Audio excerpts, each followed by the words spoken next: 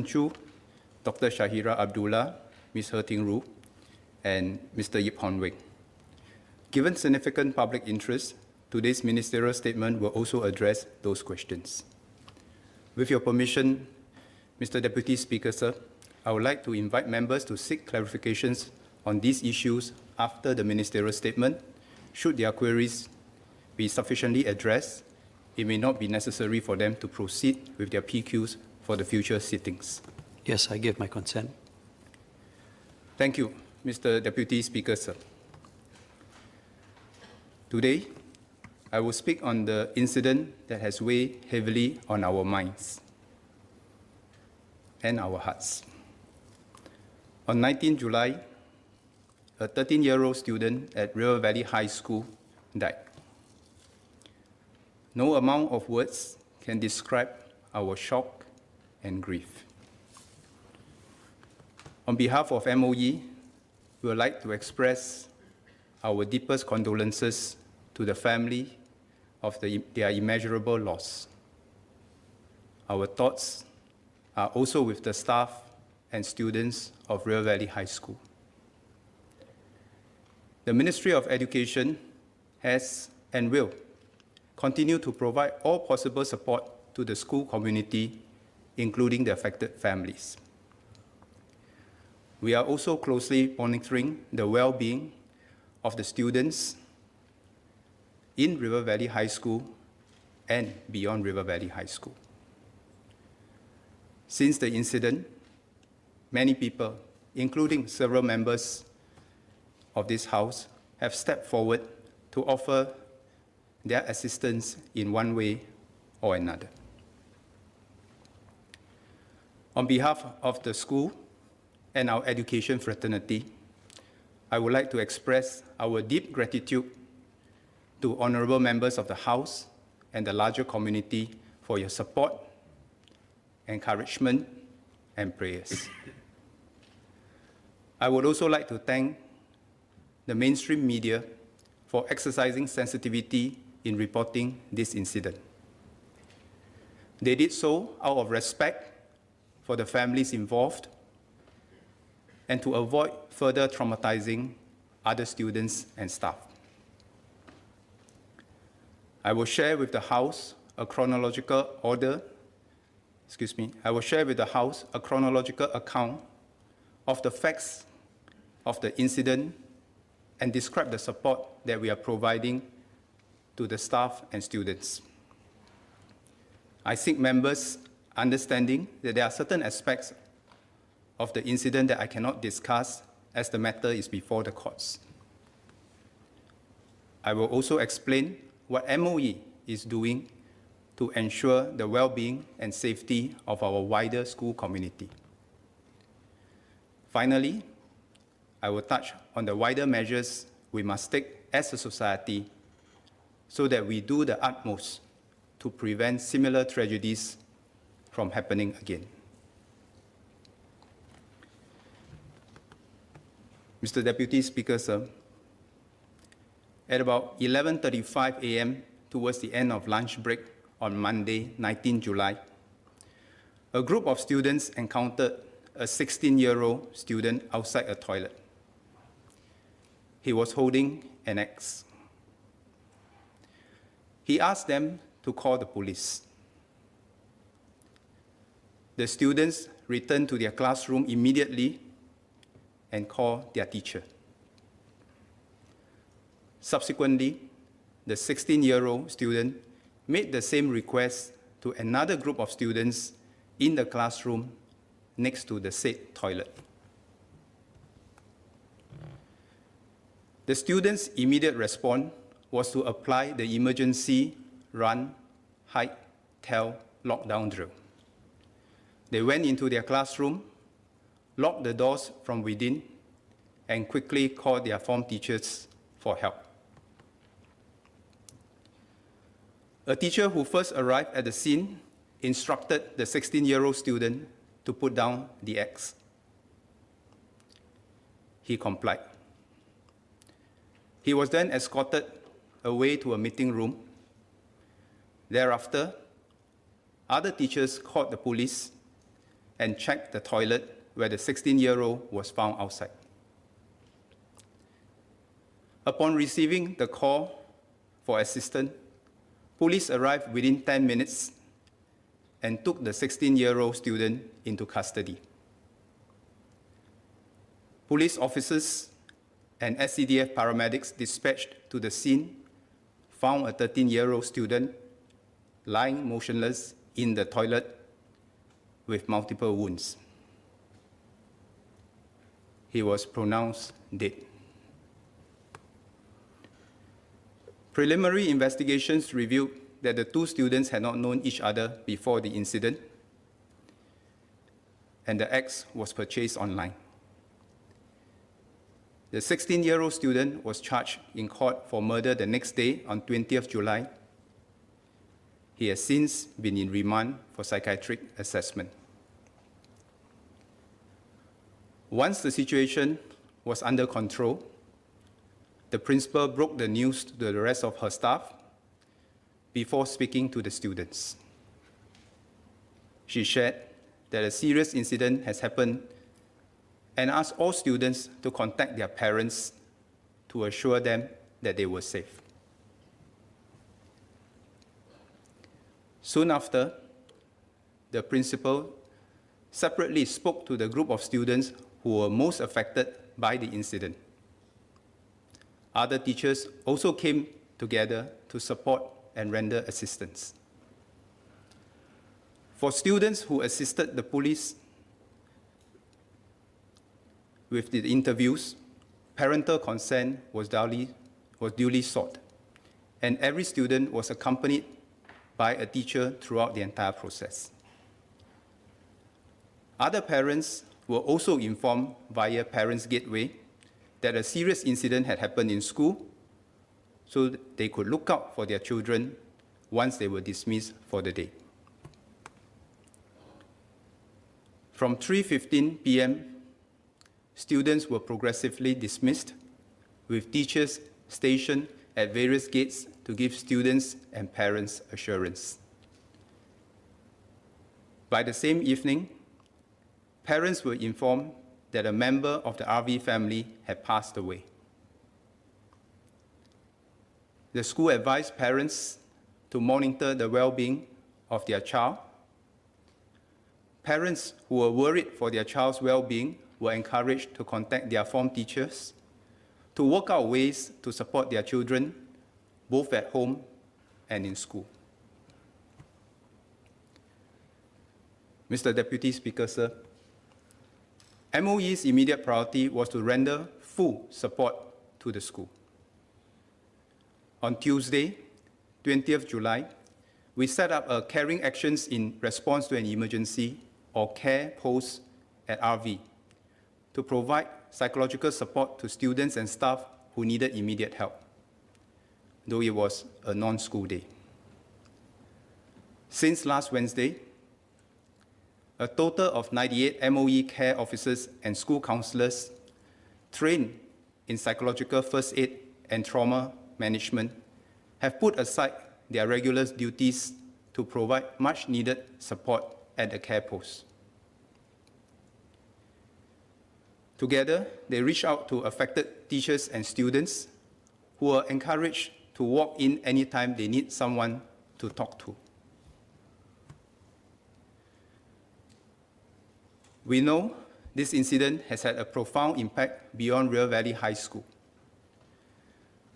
Together with my senior colleagues at MOE, I met with 350 principals from primary schools to junior colleges on 20th July, Hari Raya Haji.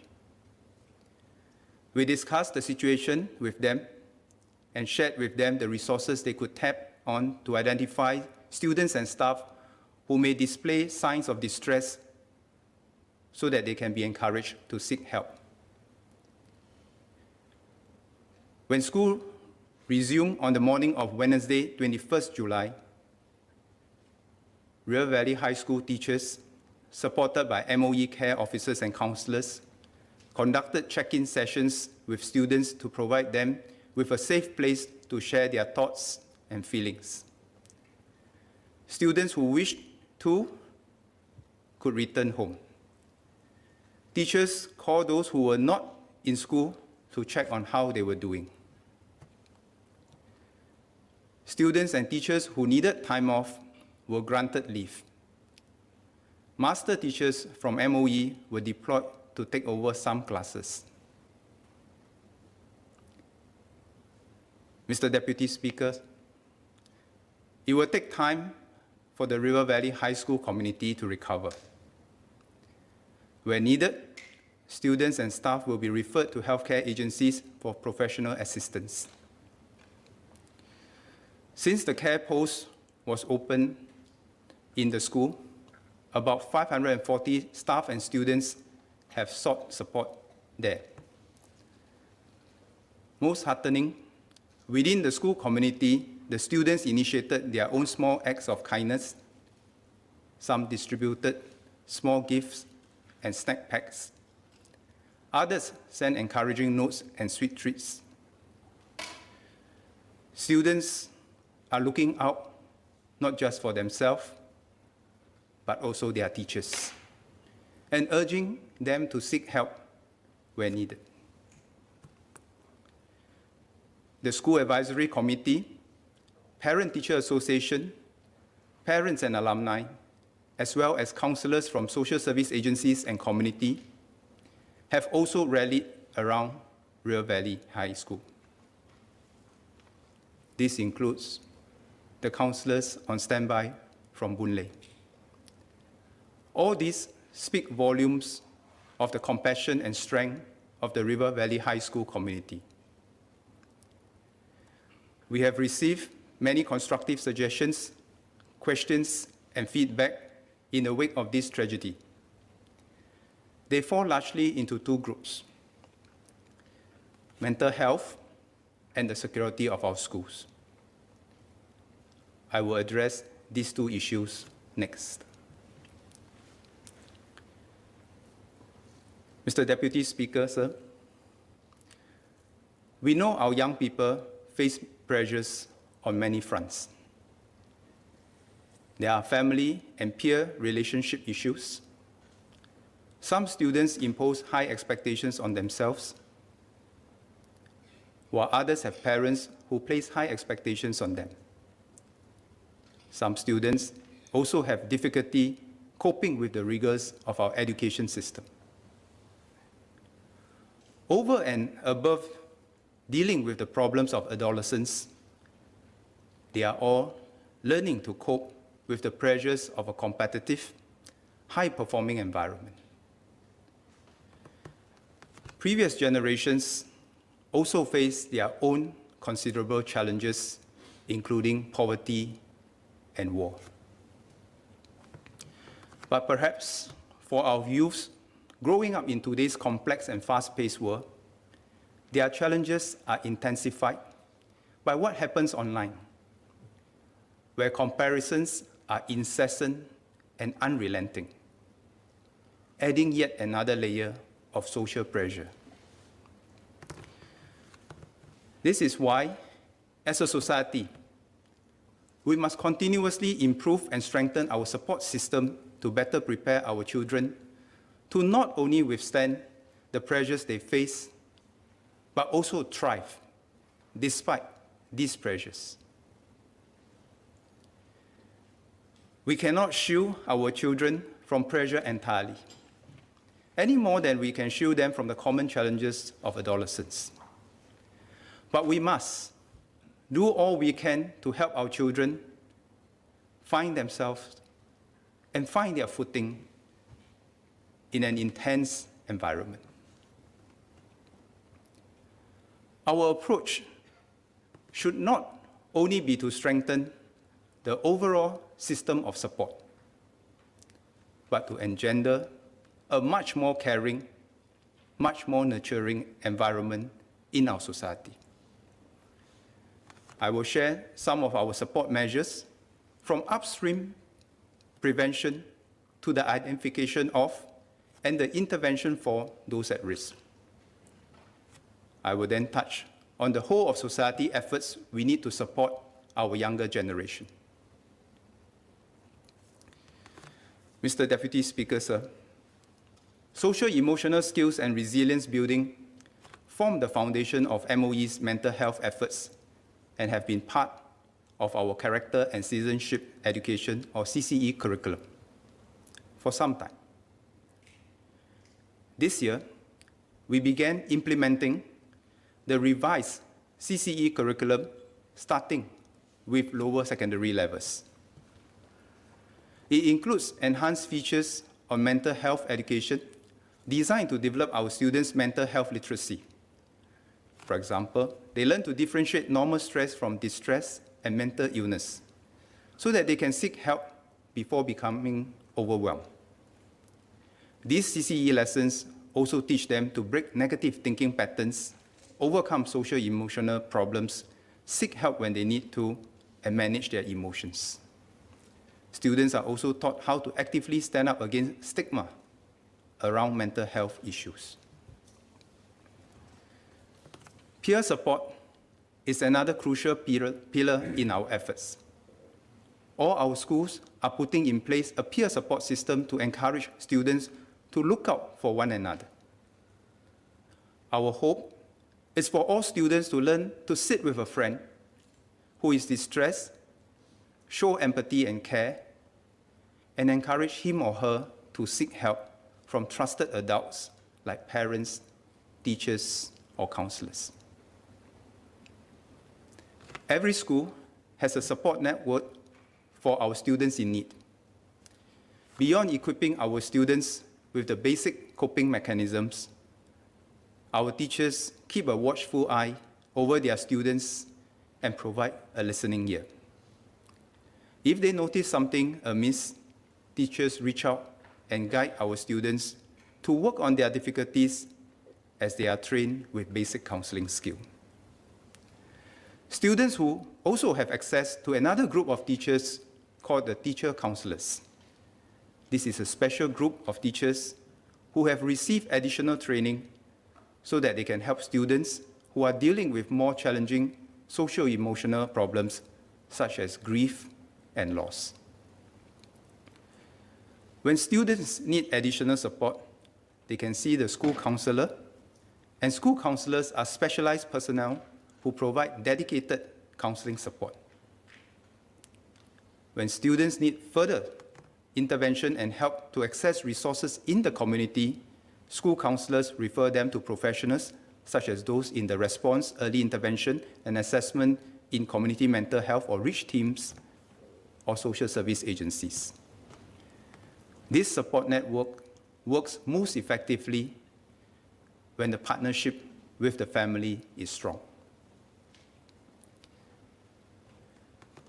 Mr. Deputy Speaker, sir, while much is being done, there is always more that we can, we must, and we want to do. COVID-19 has compounded the challenges our young people face. Much of their usual social support networks and routines have been disrupted, leading to prolonged periods of uncertainty, anxiety, and loneliness for many. COVID-19 safe management measures were implemented in schools so that our children can be physically in schools with their teachers and classmates for as much as possible.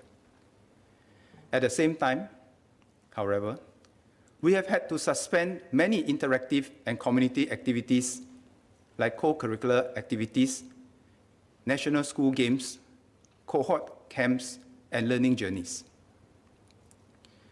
These activities are avenues for our young people to build bonds and to grow up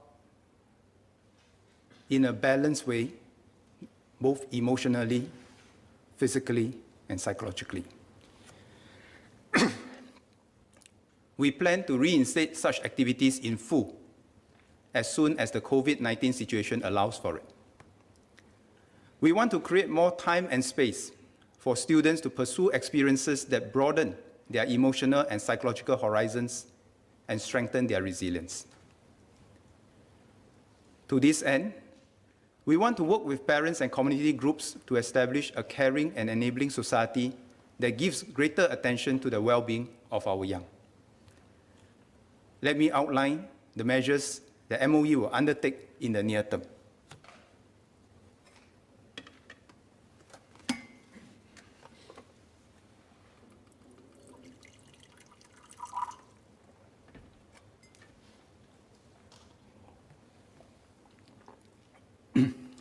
First,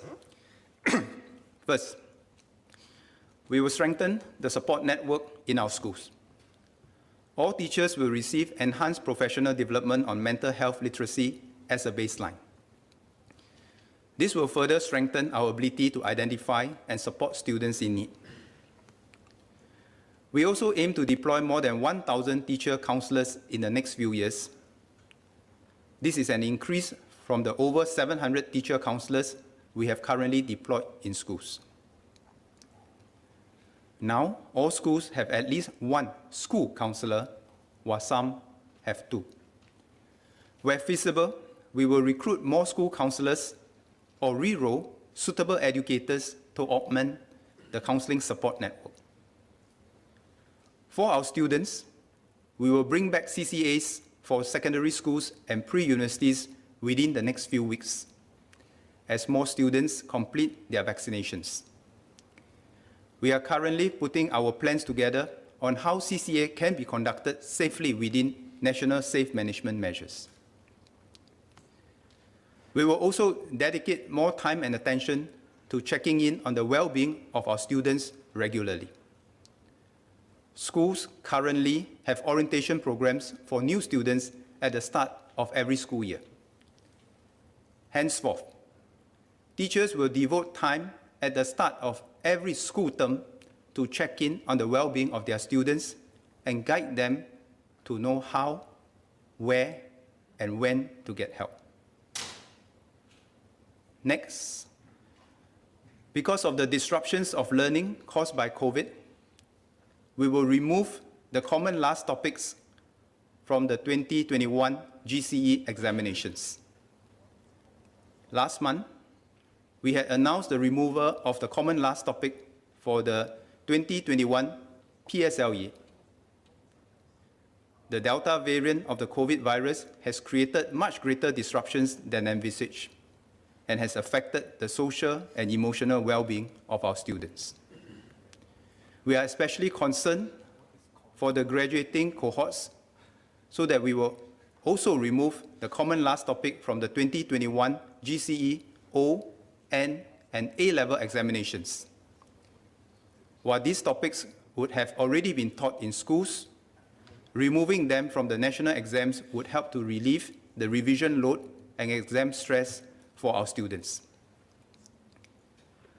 Finally, for the non-graduating students, given the COVID-19 disruptions, all schools will also reduce the scope of their 2021 end-of-year examinations to alleviate their revision load.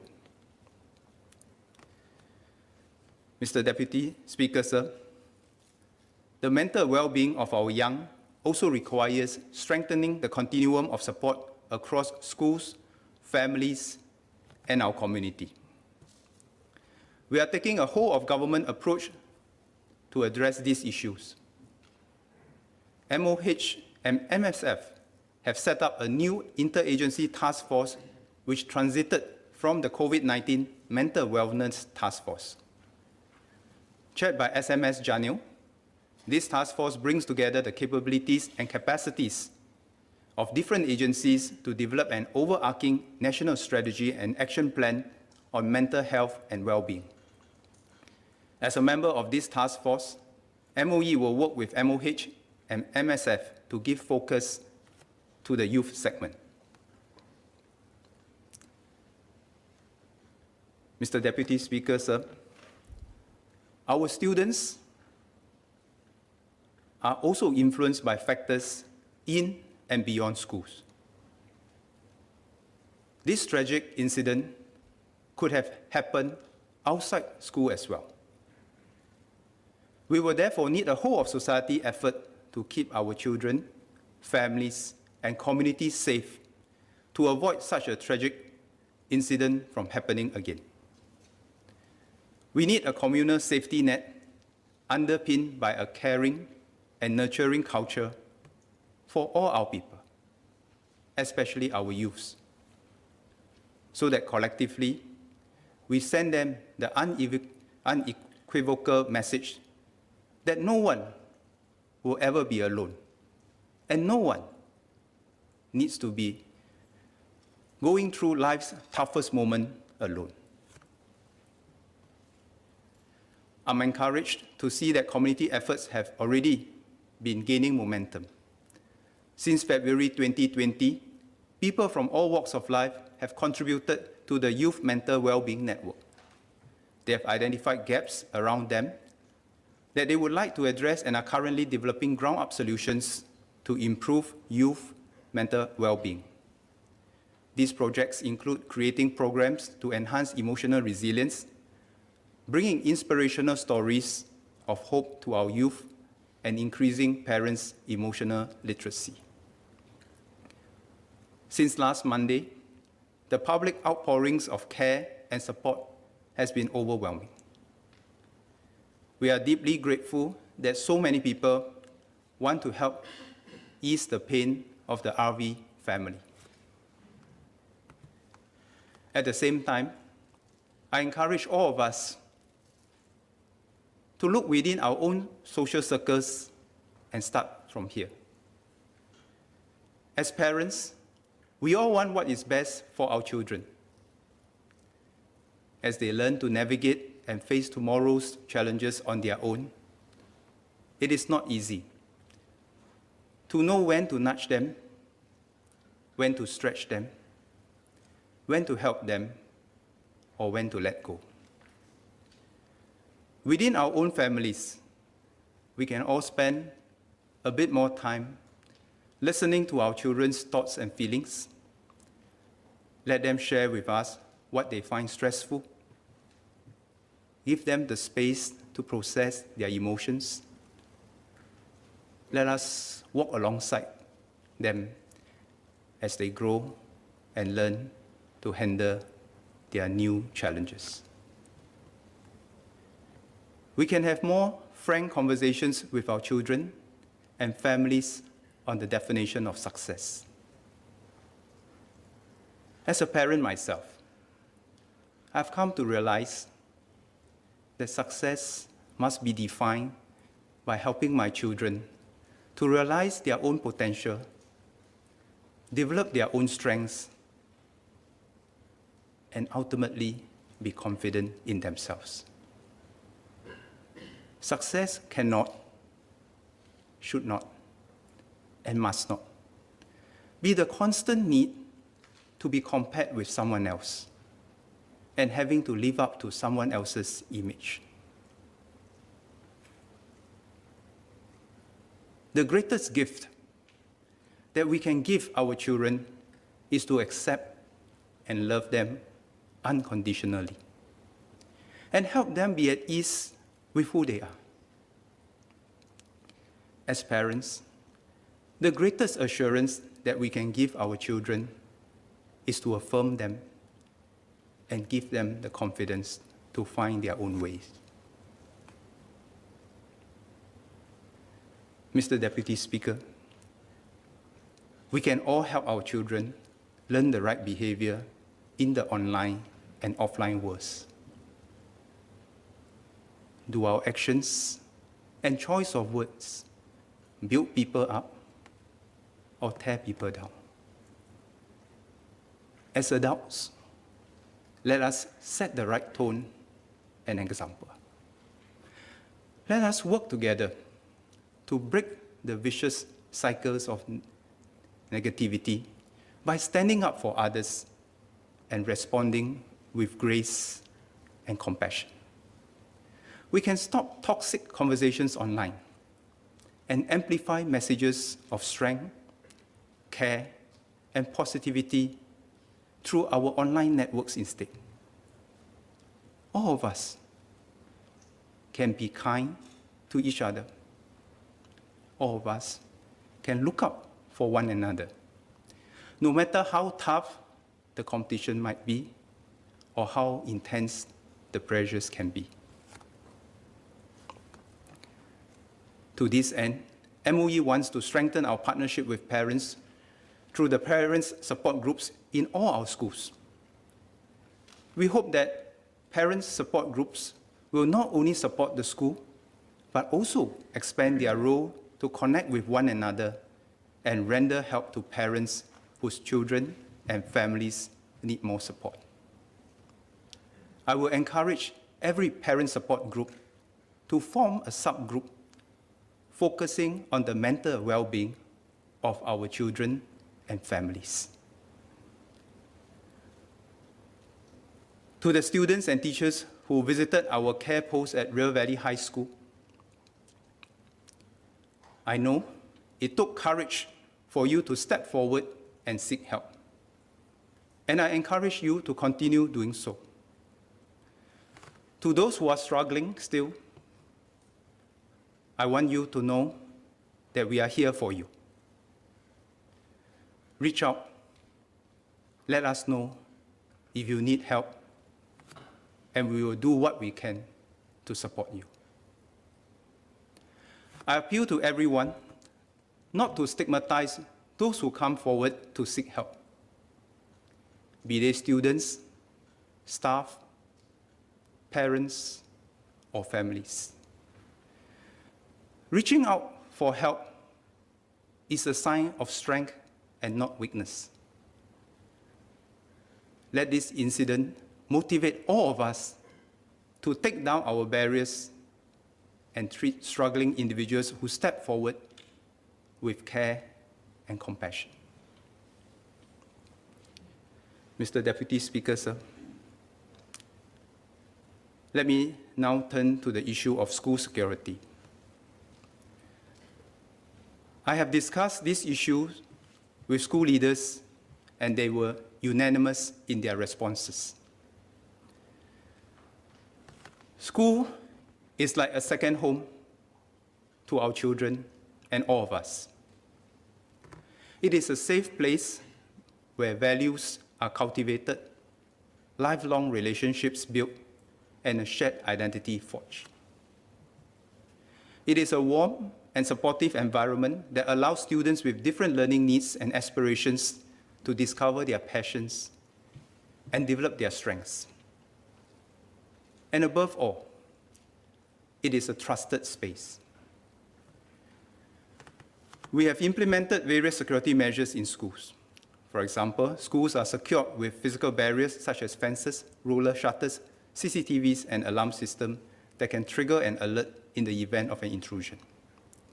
Security officers also conduct spot checks and register visitors before entry into the school. All schools have a school emergency structure to deal with emergencies to respond, recover, and restore the situation back to normalcy. They cover areas such as first aid, search, trauma management, evacuation, handling of casualties, and managing the Emergency Operations Center. Teachers are trained to respond to different emergency scenarios. School leaders, staff, and students take part in regular emergency training exercises to practice how to handle emergency situations in the school, including security incidents. The police and SCDF are involved in such training exercises and drills, which are part of the wider community safety net. In our efforts to enhance security at our schools, we do not want to compromise the quality of school experience for our staff and students. I've asked myself this difficult question. What would it feel like if I must empty my pockets, be frisked, and have my bag checked before stepping through my house door or school gate? Also, how would my fellow family members and students feel? How would we relate to one another in such an environment? Will it still be home? Or will it create in me a siege mentality? None of us wish to return home with metal scanners and bag checks. but I can understand. Parents are understandably worried. The security and well-being of our students and staff is critical, and schools must continue to be safe places for students to learn, grow, and play. The real key to staying safe lies not with more intrusive security measures, but in prevention and enhanced community vigilance. We all have a collective role to play in looking out for potentially deviant or worrying behaviors and report possible threats in our midst. We do not want to turn our schools into fortresses which will create unease and stress amongst our staff and students. We also do not wish to paradoxically engender a siege mentality amongst students and staff, causing them to take extreme measures to protect themselves at the expense of a shared sense of security. MOE will continue to update our security measures in a targeted manner and apply them sensitively to balance the security needs without losing our sense of safety, trust, and homeliness of the school environment. With your permission, Mr. Deputy Speaker, sir, may I continue in Mandarin? Yes, please proceed.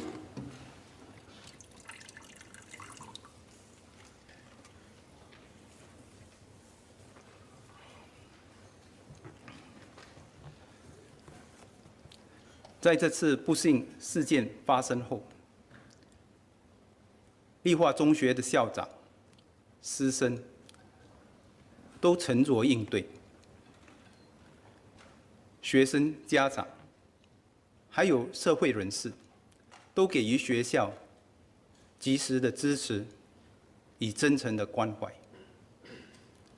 我在此对各位表示诚挚的感谢。在我们深感悲伤的同时，我们也在反思该如何避免悲剧重演。其实，类似事件在任何地方、任何时候都可能发生。因此，我们必须从学校、家庭以及社会3方面着手。首先，从学校方面来说，目前所有教师都受过基本辅导技能的培训，能为有需要资源的学生给予辅导。还有一批接受过额外培训的教师辅导员，他们能辅导学生处理更复杂的社交与情感问题。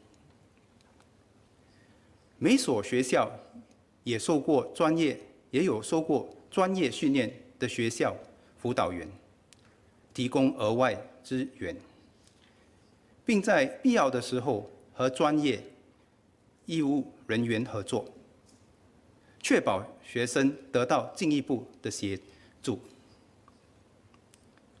除了学校以外，也需要我们这些家长的配合。身为家长，我完全理解我们对孩子的关心与期望。我们可以多花时间聆听孩子的心声，帮助孩子发掘各自潜能。我也时时提醒自己，要培养孩子的自信心，不应该与他人做比较，因为我们的自我价值并不是通过比较而定义的。就社会层面而言，一个富有爱心和关怀的社会大环境至关重要。我们不应该排斥那些前来寻求帮助的学生或家庭。我们要以身作则，发挥正能量，营造温馨包容的大环境。身为家长，我能体会大家对学校安全的担忧和顾虑。学校就如孩子们的第二个家，是他们一起成长、学习、玩乐的地方。因此，在加强学校的保安措施时，我们要确保学校仍然是一个可以安全信任的共享，仍然是一个可以完全信任的共享空间。要保障学校每一位成员的安全，关键不在于更多、更严格的安保措施，而在于每一个成员都能互相照应、关心彼此。在这起悲剧事件发生后，很多校友、学校、学生、家长以及社会人士给予丽化深切的关怀，这令人深感欣慰。我也在此代表丽化，感谢大家对丽化中学的慰问。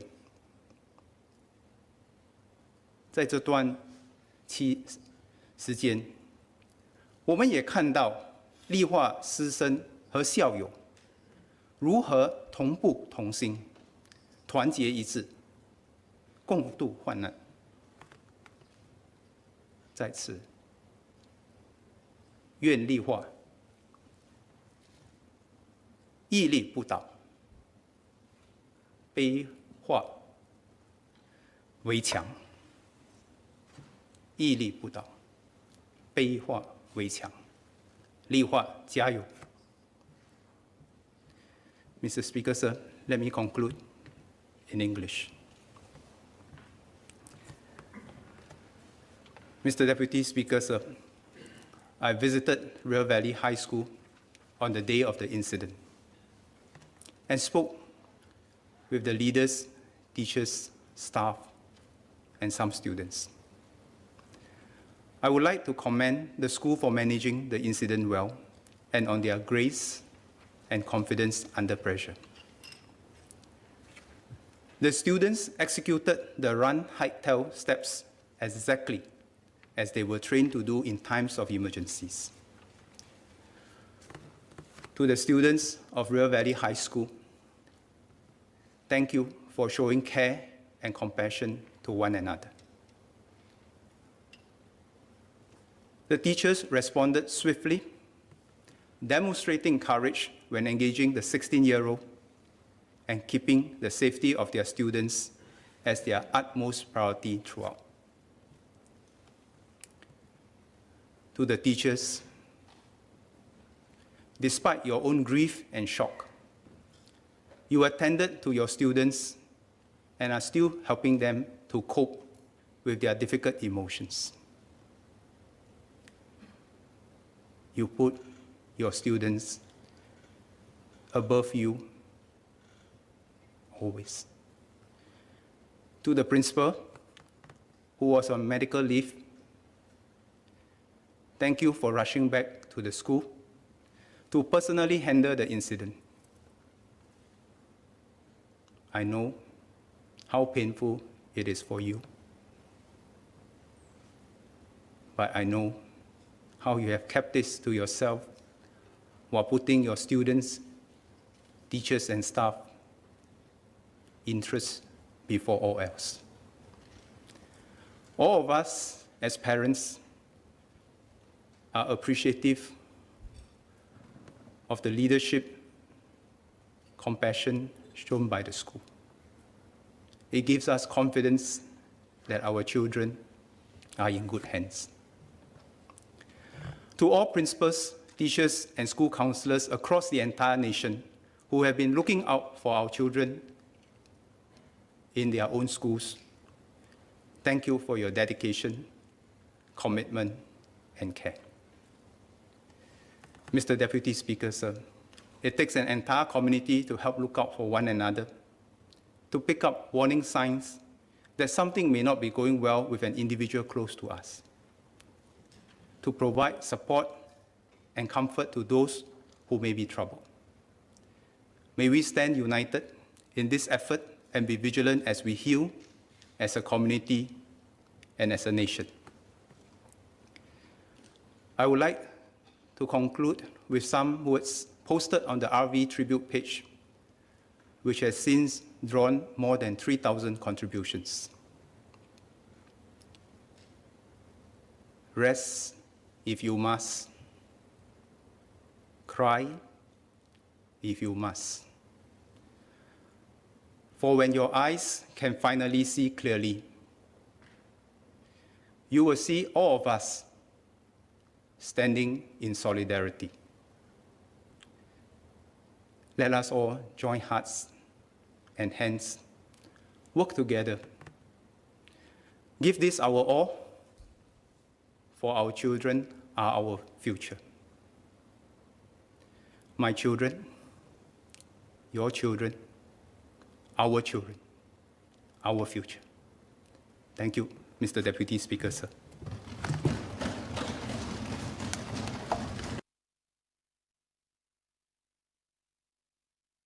Mr. Patrick Tay.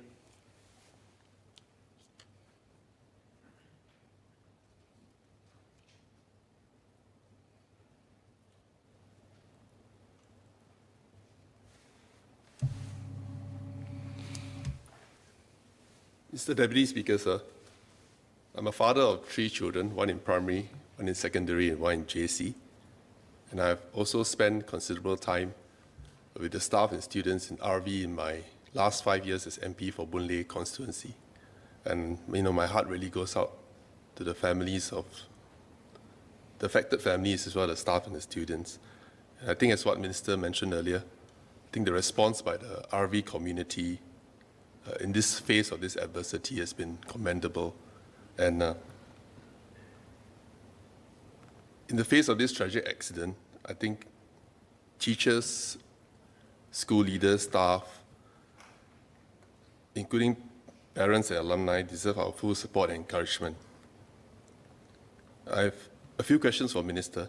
I think firstly, whether any aspects of the incident management could have been improved, and shouldn't we have called a timeout, such as in the SAF or in workplaces when such incidents happen? Second, in light of this incident, whether MOE will take cognizance of students who are patients at IMH or even various public sector child guidance clinics, including those seeking psychiatric treatment, for example, at private hospitals and clinics, so that the educators will be sensitized and better prepared to support and prevent trigger events.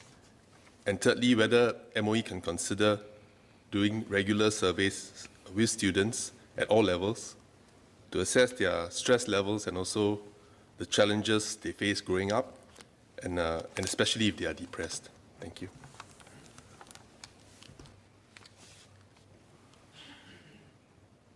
Minister Chan.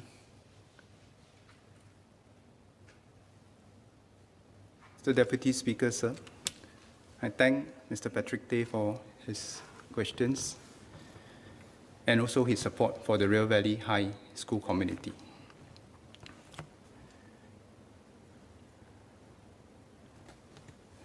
Mr. Deputy Speaker, sir, we are still conducting a review of the conduct, the way which the incident unfolded, and how it was managed. Our preliminary sense was that the students have applied their drills as they were taught. They maintained their composure, locked themselves in their classroom, and seek help immediately. That was well done. To the teachers who responded to the incident, I must say that I was very touched by how they calmly led away the 16-year-old while protecting the rest of the children in the events that unfold. So there are many positives that I think we can take from this incident despite the tragedy. I'd like to thank the police and the SCDF for responding swiftly to our call for help. On the first issue of a timeout for the schools, we had considered this and we discussed with our professional colleagues if this was the best way for us to manage the incident. The consensus amongst the professional colleagues was that we should try to let the school come together, take stock of the situation, and support one another, rather than to let individuals grieve alone in their homes. But we also recognize that some students and staff may need additional support or may wish to have time and space to make sense of what has happened and grieve. And that was why we adopted the posture to continue school on Wednesday while allowing those who require the additional support to take leave of absence away from school. In the last few days, we have seen positive responses from the River Valley High School community. We were encouraged to see both students and staff progressively regaining the daily rhythm of their school life, and it is a healthy sign. But having said that, we know that the implications from this particular incident may still take some time to unfold. And that is why, be it in River Valley High or beyond River Valley High School, we have asked all our staff, teachers, and principals to take extra precaution, to be more alert to those individuals who might be distressed and need additional help. On the second issue, yes, MOE, to the extent possible within the ambit of the medical in confidence rules, we work closely with MHA and MOH, particularly if there is a threat that the person in distress might pose to the community. But it's a fine balance. We want to respect the medical in confidence. We want to encourage people to come forward and seek help. We do not want people to put off seeking help because they think that they might be stigmatized or that their medical records will be shared with other agencies. And this is why we will always respect the medical in confidence record of the students and staff unless they agree to pass it over to us. But having said that, in situations, and that has happened before, including in recent weeks, where if the agencies from MHA to MOH makes an assessment that a particular distressed individual might be of harm to the wider community, then we would work with the community partners to manage the situation together.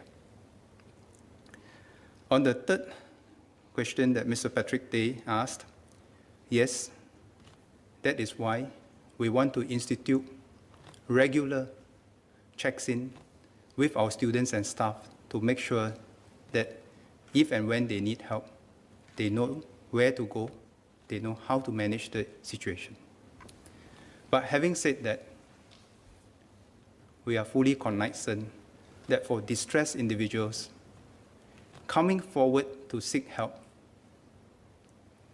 may not be something that they may be comfortable with or know how to do.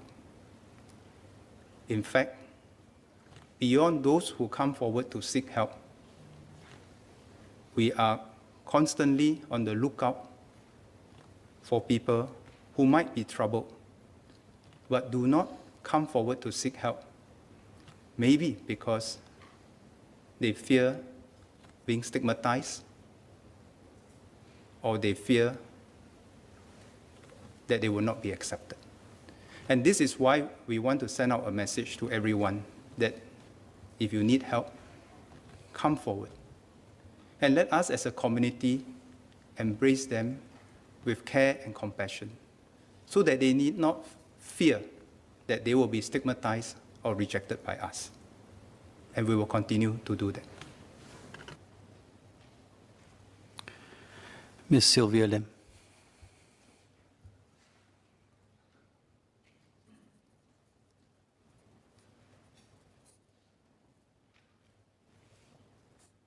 Thank you, Mr. Deputy Speaker. I have a question for Minister on school security in general. I'm aware that many schools hire an operations manager who is usually someone with military or law enforcement experience. And certainly, I think we can see that it is helpful if the school has to manage any security or other incidents. So I'd like to ask Minister whether this is a baseline requirement for all schools, that they need to have an operations manager with such experience.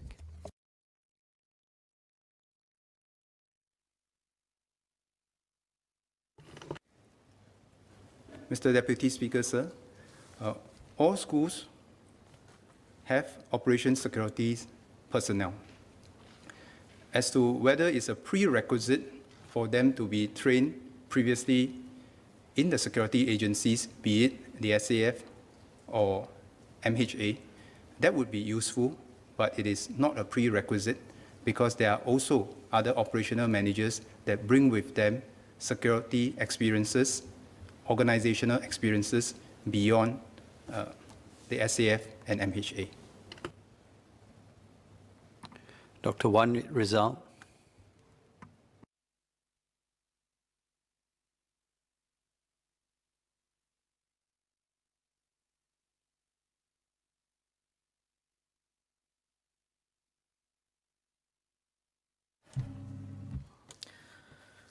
Thank you, Mr. Deputy Speaker. I would like to thank the Minister for the heartfelt and assuring statement. The incident had hit many of us hard. As a parent, I share the sadness, the fear, and the disappointment. And as an educator, we wear many hats. We are not just the curators of knowledge, the choreographers of behavior. We are not just disciplinarians, we are their friend, we are their confidant. And when things go south, it's very easy to pinpoint the teachers and the staff. So the past week, thoughts of doubts, what ifs, maybes had filled many of our heads. But fundamentally and rationally, I know that schools must remain a safe space. The security within our schools go a long way in instilling the confidence for our students, parents, teachers, and staff. Thus, my first clarification is, now, while we don't want the schools to be made up like fortresses, what security preparedness drills and initiatives are our schools equipped with? And fundamentally, are our teachers prepared for major incidents? Then how else can we strengthen our school security so that it remains a safe space for all? Now, inevitably, mental health is the talk of the town. My worry is that this talk would equate to fear and resets our efforts in destigmatizing mental health. We want our students, teachers, and staff to be able to easily and readily step forward to receive support whenever they need it. Thus, my second clarification is, how would the ministry ensure that while we relook into the mental health in schools, the approaches that we are going to take, it does not increase the stigmatization and prevent people from stepping forward and asking for help? Thank you. Mr. Chan.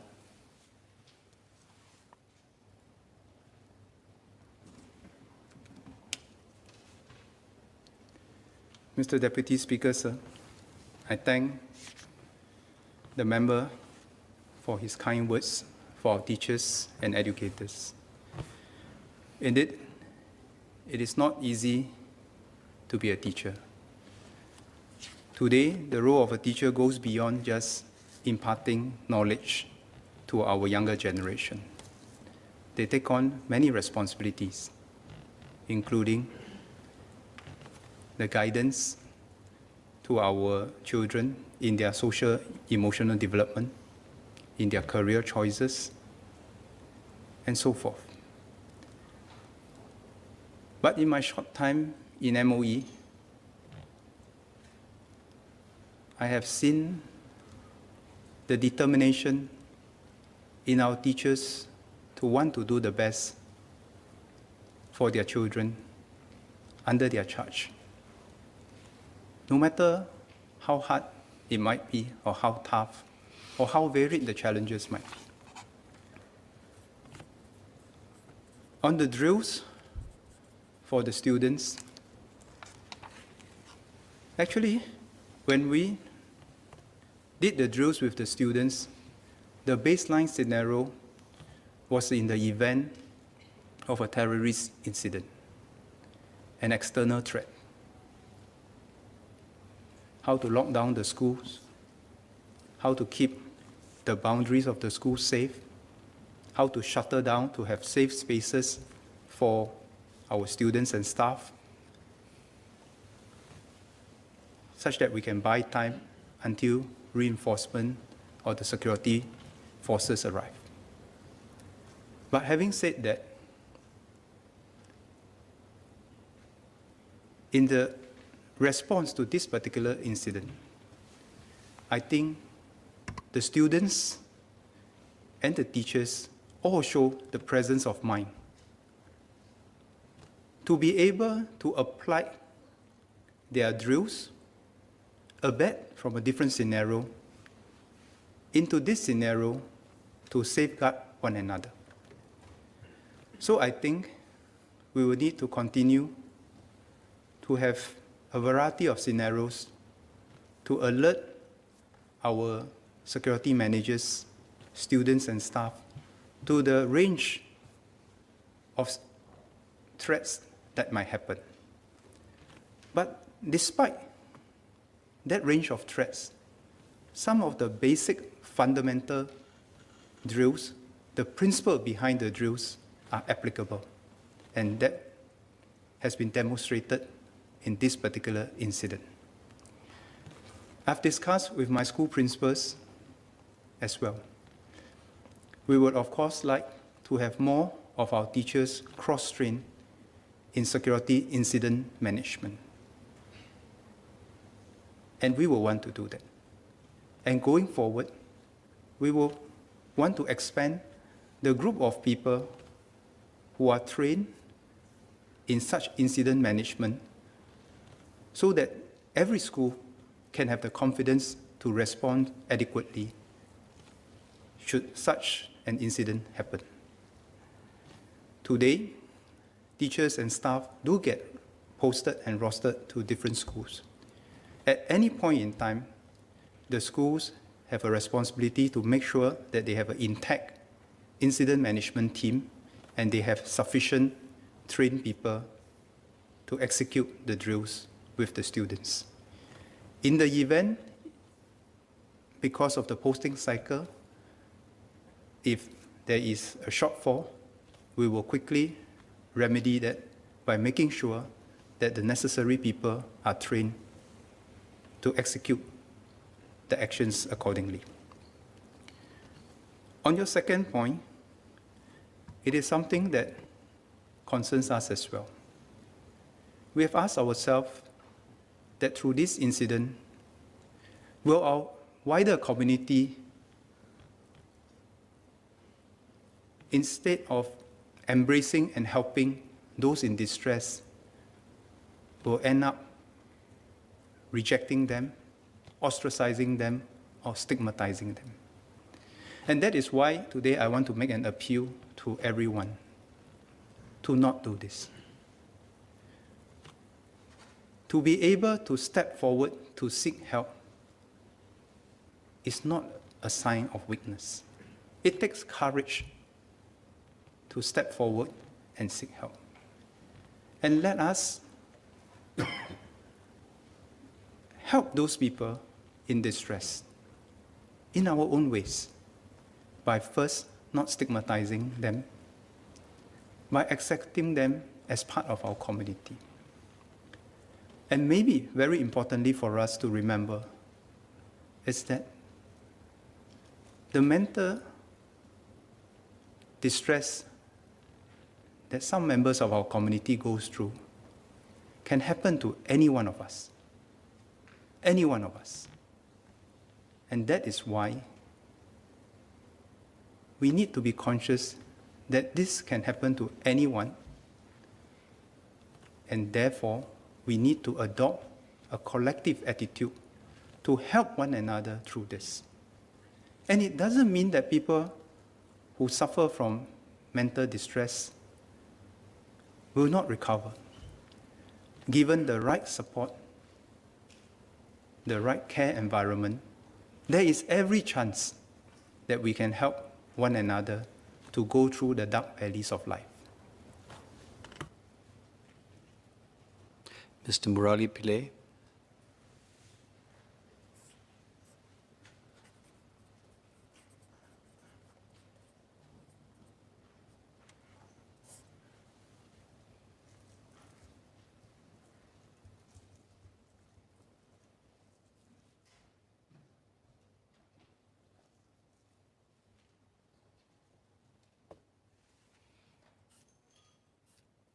Mr. Deputy Speaker, sir, I joined the Honourable Minister in expressing our sadness to the affected families and wishes for them to overcome their grief, as well as wishes to the affected students, teachers, staff, and principal of RV in overcoming the tragedy that befell on them. I would also like to take this opportunity to thank the Honourable Minister for his personal leadership in handling this tough incident. And I know that I speak for a number of other Honourable MPs as well. And he can be assured that he has our full support in his endeavour to make RV emerge stronger and the rest of the school system stronger as well. Sir, I have a question in relation to making mental resilience a desired outcome of education for all students. So as the Minister mentioned, already certain subjects or certain programs in schools are geared towards this. He had also shared that if he were to just target those students who are susceptible to mental issues, there would be an issue of stigma, they may not come up. So why don't we put mental resilience as a strategic objective in school and ensure that our children, when they emerge from the education system, they are mentally resilient to deal with the challenges of the future. And this would resonate throughout, because when they enter the workforce, they'll be mentally resilient. When they become parents, they'll be mentally resilient, and so on. Thank you. Minister Chan. Mr. Deputy Speaker, sir, we fully agree with Mr. Murali that mental resilience is one of the outcomes we want from our education system. Indeed, and perhaps this is even more important than ever before, I've described the kind of new challenges that our young people have to go through growing up nowadays. The world will become more uncertain, more turbulent. Success in the future will not just depend on our technical competencies. Success in the future will very much also depend on the resilience of our people as individuals and as a society. And that is why we fully agree with Mr. Murali. And this is the reason why we want to balance our curriculum. That despite COVID, we want to bring back the CCAs for the older students as soon as possible. This is part of character development. This is part of the process for them to build social bonds and to develop their emotional and psychological resilience.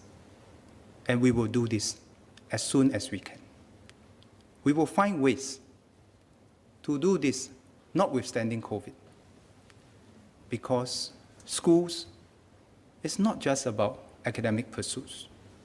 School is about the holistic development of our children. So we will definitely want to do more for our students in this turbulent world. And we thank Mr. Murali for your support. Dr. Shahira Abdullah.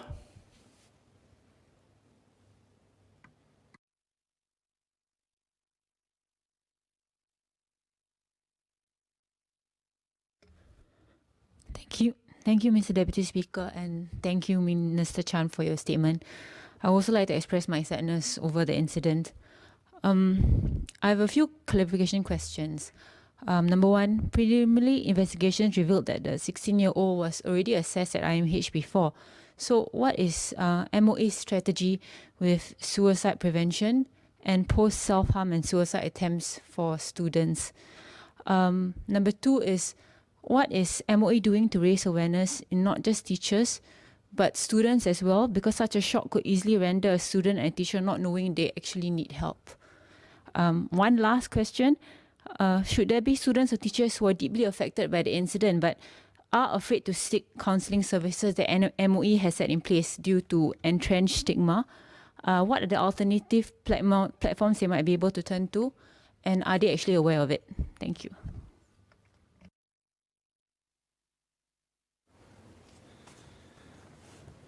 Mr. Deputy Speaker, sir, to Dr. Shahira's first question,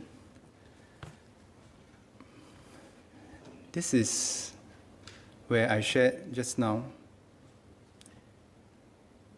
Maybe excuse me, I cannot speak about this particular incident in specific because the case is before the courts, but I'll speak in more general terms of how we deal with the medical records of people who seek help. So I'd just like to assure everyone that when someone comes forward to seek help, we respect the medical in confidence information. This will not be passed around to different agencies. Only in the exceptional cases where there is a real threat that agencies might then take actions to work with other agencies to preempt this. So I give an example.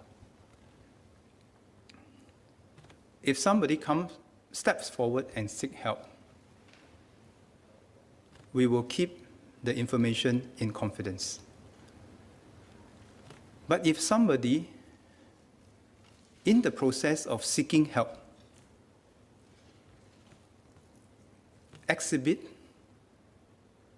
behavior or express an intention to harm somebody else in certain contexts, then the agency has a responsibility to verify and see if further actions are required to safeguard the well-being of the distressed individual and the well-being of the community. On the second issue, indeed, that's why today we make a call for us to adopt a whole-of-nation approach, for all of us as members of this House to go forth and help us spread this message. That is okay. It's okay to seek help. It can happen to any of us. It's okay to seek help. It's okay to seek help early.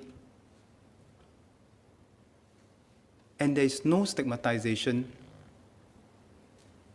to seeking help. And we should not, in our own behavior, in any way ostracize or stigmatize people who come forward and seek help. On the third point, we are very aware, and I'm very concerned. It's not just that some young people do not know how to seek help or where to seek help.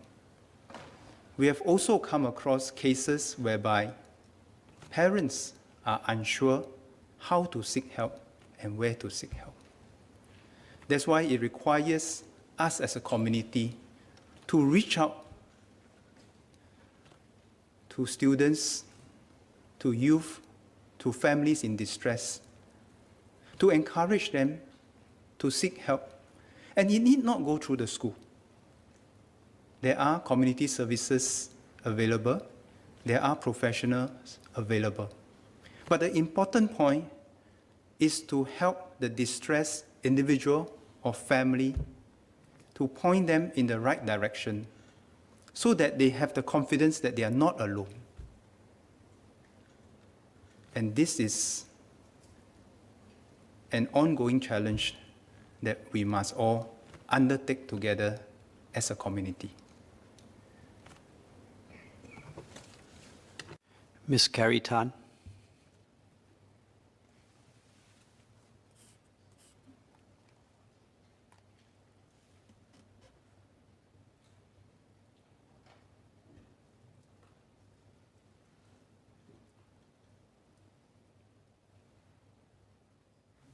Thank you, Deputy Speaker.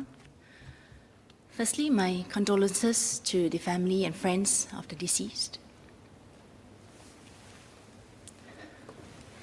I am heartened that the Minister has taken a very decisive step amidst this tragedy to take a step to decelerate the pace and to scope down on our major exams when it's needed to prioritize the mental health of our students and teachers. At the same time, I'd like to ask the House and our people to avoid knee-jerk reactions, but allow the death of this precious young life to be a beacon of light for us to ask the right questions and deeper questions, to seek the answers on what's needed to protect and nurture the mental health of our people. And to that purpose, I asked the Minister, how are we strengthening our mental health discovery and support measures?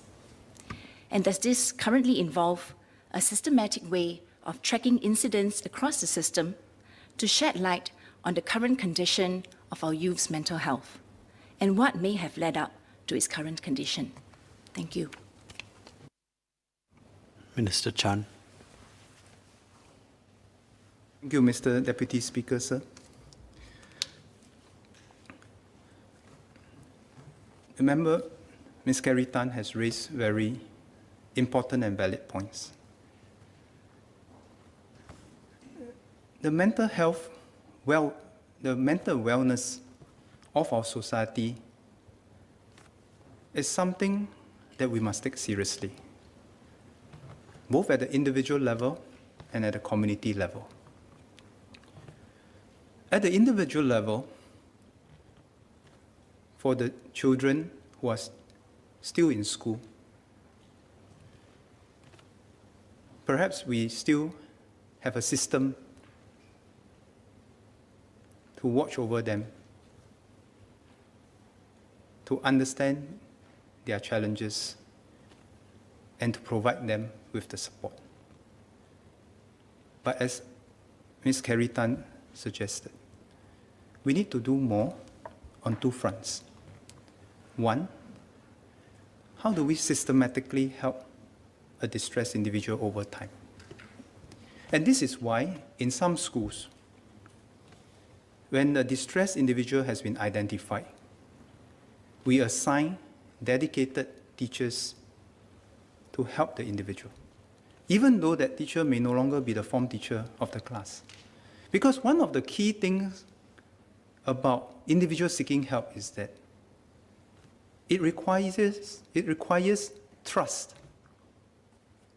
for distressed individual to open up, to share with someone they can trust. And the trust required to help someone in distress requires time to build that trust. That is why I'm encouraged by the actions of many of our teachers who take it upon themselves to monitor and help the students, even when the students are no longer under their direct charge. It is this very intimate, intricate trust relationship that allow our students to open up their problems.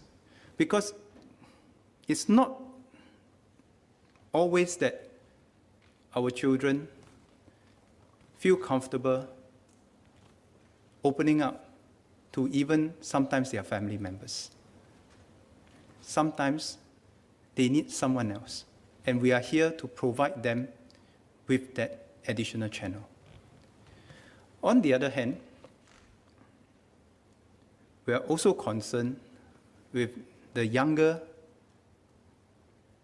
people who have left the school system. They might be starting work. They might be pursuing other aspirations. They do not necessarily have the same formal structure of support that we are able to provide in the school. And this is where, as a community, we must also find ways to reach out to these distressed individuals and let them know that even beyond the school system, there are help and resources available in the community to help individuals and families in distress.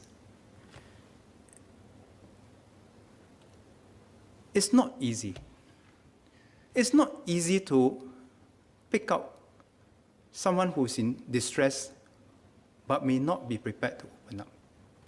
It takes a certain depth of relationship to understand the individuals, to know that something is wrong, and then be able to gain the trust of the individual to seek help and go for professional help if need be. So these are things that I think we need to do better as a community. It goes beyond individuals, it goes beyond agency, but it does require all of us to be that extra vigilant to distressed individuals who might be amongst us. Thank you. Ms. He Ting Ru.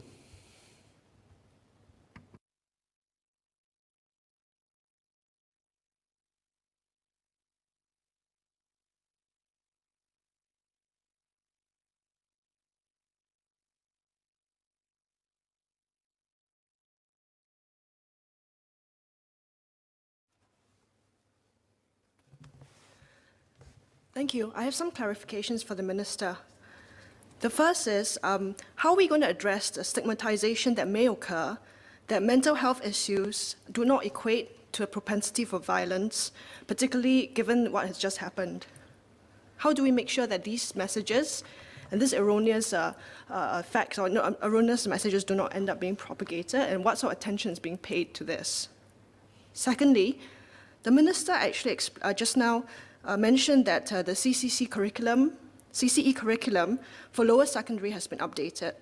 I would like to know what's actually being done at the primary school and lower levels, for example, preschool, and what support and resources are available to parents of younger children who are worried about the mental condition or mental health of their younger children. Thirdly, the Minister mentioned earlier that 540 students or individuals have sought help in the wake of this incident at River Valley High School. Would this actually given that there are 98 counsellors available, would this actually lead to a wait list? For example, I understand that there might be a couple of months of waiting list for counselling services or mental health support services at universities like NUS. So I just wanted to know, how is the wait list being managed? And then finally, just a word on the workload of teachers. I understand that a lot of teachers are feeling very stressed out because apart from teaching curriculum, making sure that they're giving the counselling for careers, they're now also expected to look out for their students' well-being. I mean, this is a good thing, but I just wanted to know what sort of support is going to be given and available to teachers to make sure that they themselves are not stressed by the extra workload. Thank you. Minister Chan.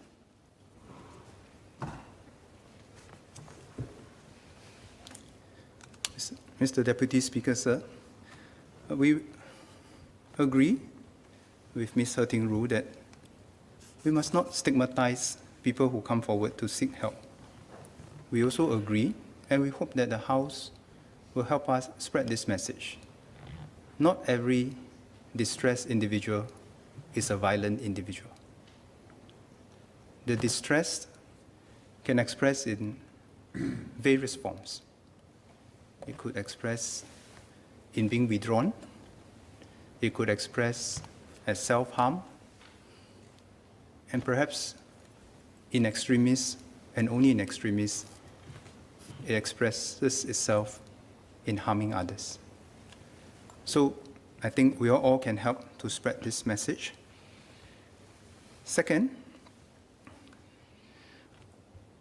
having done the review of the CCE curriculum for the secondary schools and in the process of implementing it, MOE will continue to comb through and update the rest of the CCE curriculum, including the primary schools.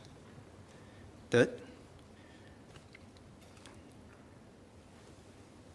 yes, while 500 over have come forward to seek help, I want to perhaps share with members that not all 500 require the same level of intervention. And that's why there's a protocol for us in the system to triage the needs of both the students and the staff. So for example, just now I explained the support structure in the school. And that is, in a sense, a way for us to triage the needs of the students. At the more fundamental level, perhaps the teachers or the teachers' counselors will be adequate. At a different level of help required, then we have the school counselors and the professional counselors beyond the school system. So this is how we work the system to triage, to make sure that the respective individuals get the appropriate level of help for them to overcome their challenges. And this we will continue to do. And you brought up a valid point. That's why in the River Valley incident, we are most concerned with both the mental well-being of our students and staff. In fact, many of the staff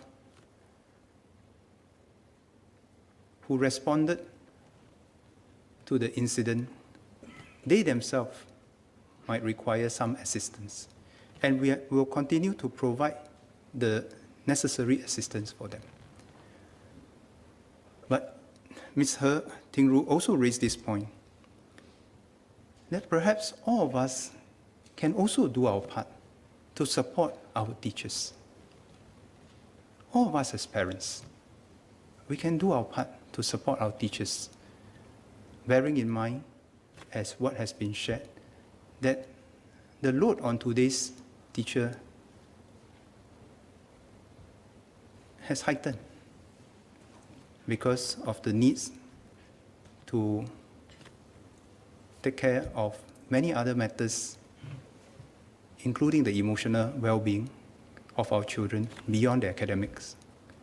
So I think as parents, let us work together with our teachers, find ways that we can support our teachers as well, in peacetime and in crisis.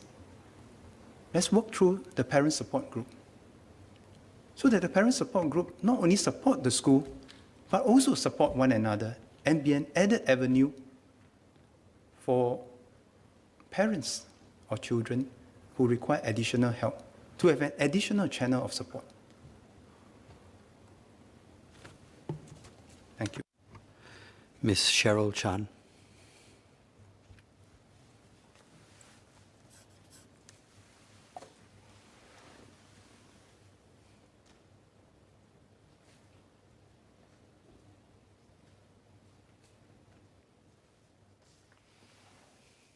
Thank you, Deputy Speaker.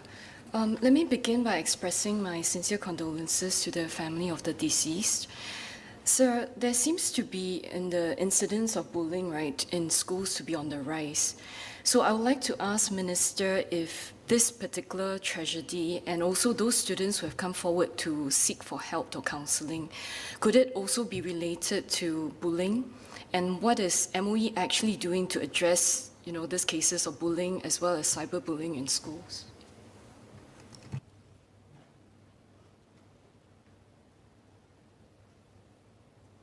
Mr. Deputy Speaker, sir.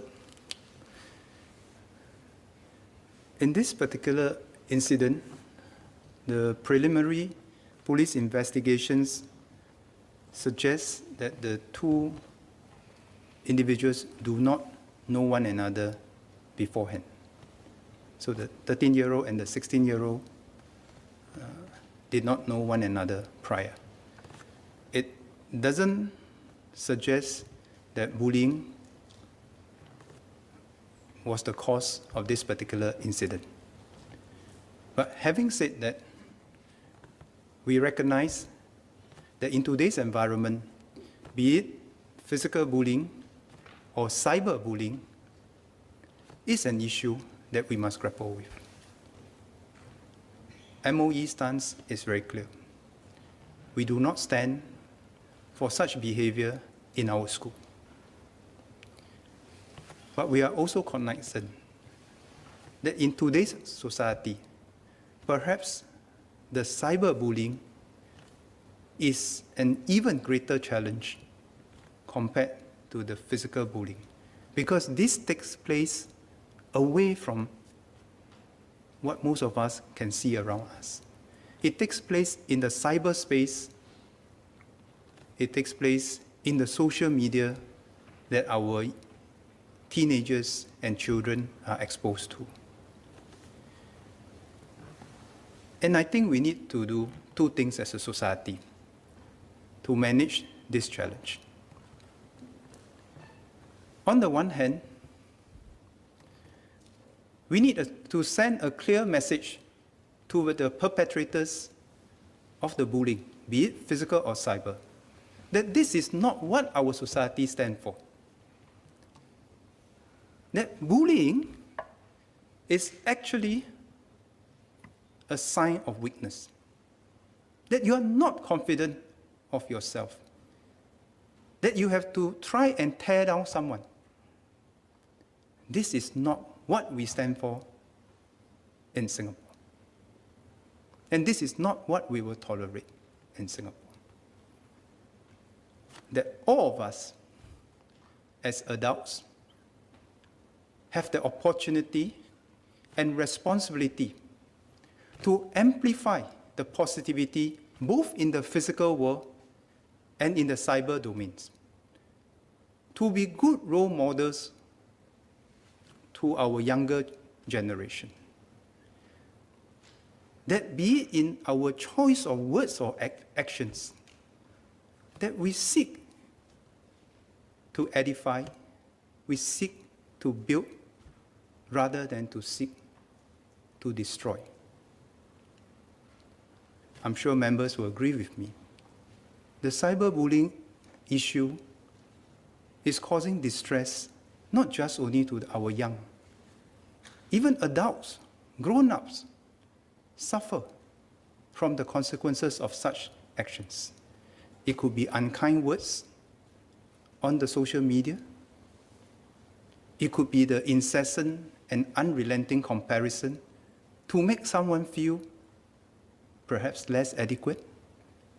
These are all actions that tear down rather than build up. And we all have a collective responsibility, and we all have the agency to do something about this as a society. On the other hand, we need to better equip our younger generation to deal with that, to deal with this, to manage this, because it may not go away anytime soon. And that is why we need to build the confidence in our people, in our young especially, that they can be confident in themselves, that they can accept themselves as who they are, that they do not need to seek affirmation from their social media feeds or feel that they must be pressurized to only show that perfect image of themselves, as if the whole world is perfect except us. That would be a very sad state of affairs. In fact, I always remind the students that I met that the only reason why those posts are on the social media feed is because they are not the norm. People post when they find something that is out of the norm. And that artificial image that everything is perfect on the social media world is unreal. Most of us wake up every day feeling average. Most of us, definitely for me, we all look average. So there's no need for us to feel that we must live up to somebody else's image and be held ransom by such a psychology. And this is what we need to equip our people. And for the rest who have seen their friends or other people around them being cyberbullied, we all have a right, a responsibility to stand up for one another so that we are not torn apart one by one. And this is a new challenge for a new generation. We must learn to come together, support one another, nurture one another, build up one another, not to tear down other people just to make ourselves feel relatively superior. No, that itself is a sign of weakness of the perpetrator of the bullying. Ms. Hani So.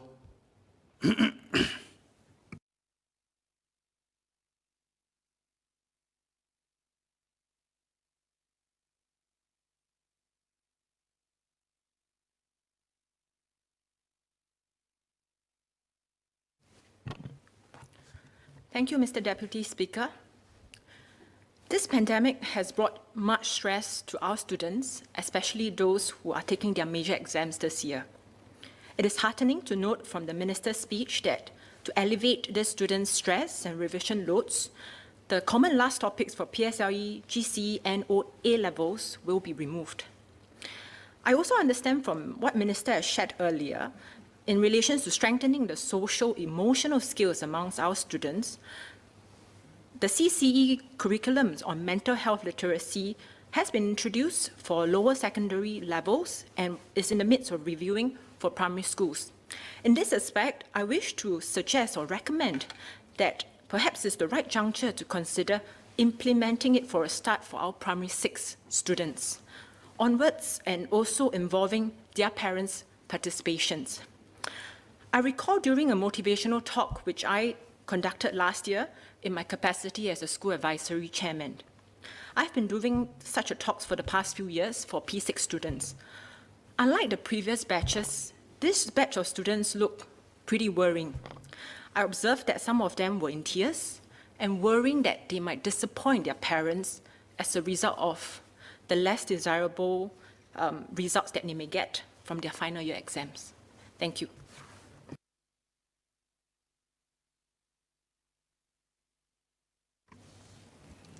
Mr. Deputy Speaker, sir, we'll definitely take on Ms. Henny So's suggestions for us to see how we can implement earlier the revision to the CCE curriculum for the upper primary first.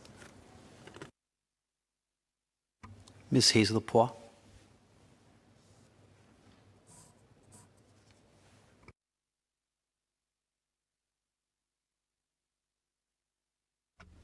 Thank you, Deputy Speaker.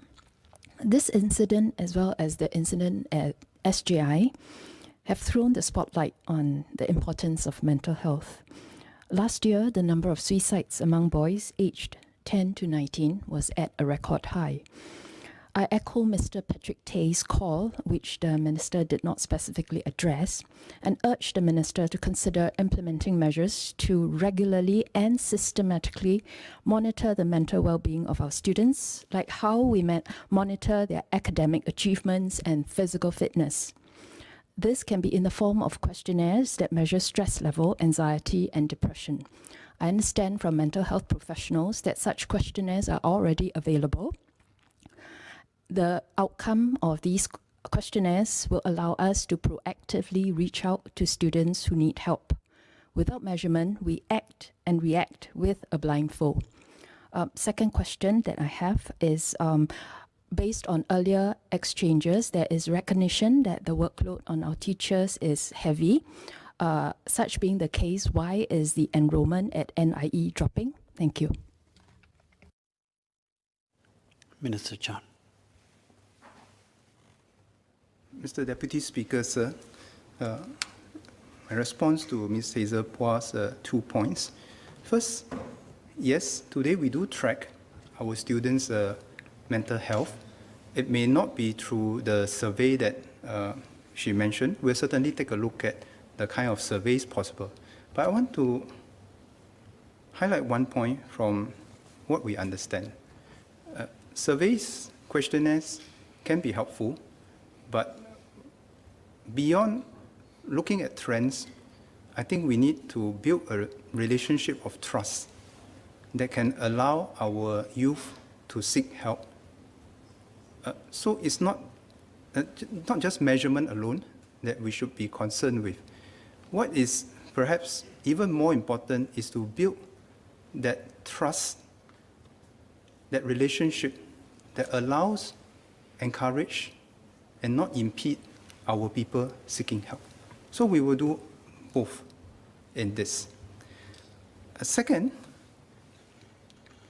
we'll continue to recruit teachers based on the cohort requirement, but at the same time, the way we are structuring the work in the school now is that there are teachers, there are also teachers counselors, there are also counselors, and there are also operation managers, admin managers, so that certain people specialize in certain functions, rather than exactly like what was suggested, that perhaps many, many years ago, that we would put all this workload from administration to operations to teaching to counseling all on the shoulders of our teachers. And so the NIE numbers does not reflect the overall support structure that we're putting in place to execute the various operations in the school including the teaching and the social-emotional health monitoring of our students. Mr. Liang Eng-hwa.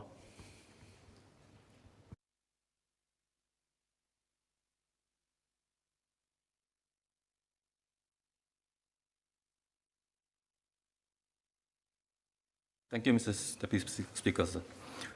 In my mid-paper session, I do encounter a few cases for school transfers, where parents who have children studying in so-called more competitive schools found their child unable to cope with the pressures or unable to fit to the school environment.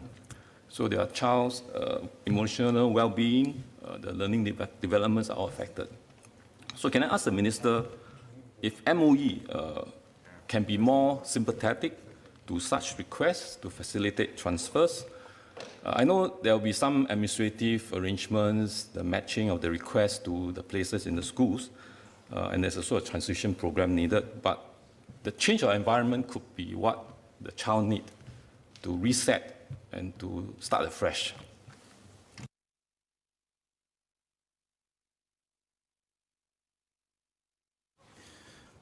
Mr. Deputy Speaker, sir, two responses to Mr. Liang Eng-hwa's question and comment.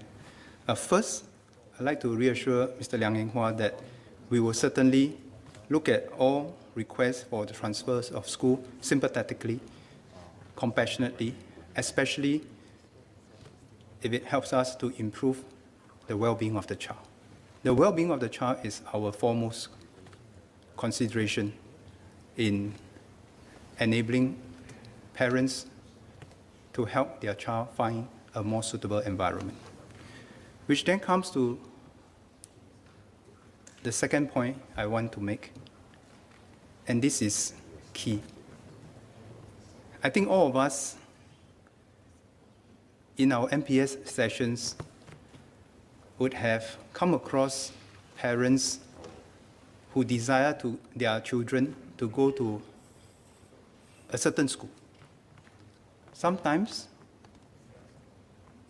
a school nearby for logistic reasons, sometimes a school that is deemed to be more popular. I always have this advice and suggestion for the parents who appeal for their children to go to some school, sometimes quite far away, but perhaps deemed to be a more popular school. And my suggestion is this. In choosing a school for our children, we must all try to start from the perspective of the child. Every child has different strengths and weaknesses. Every child has different potential. Our job as parents is to help our children realize their potential. For them to go to an environment where they can feel confident and comfortable, developing their potential, finding their footing. And it is always very sad,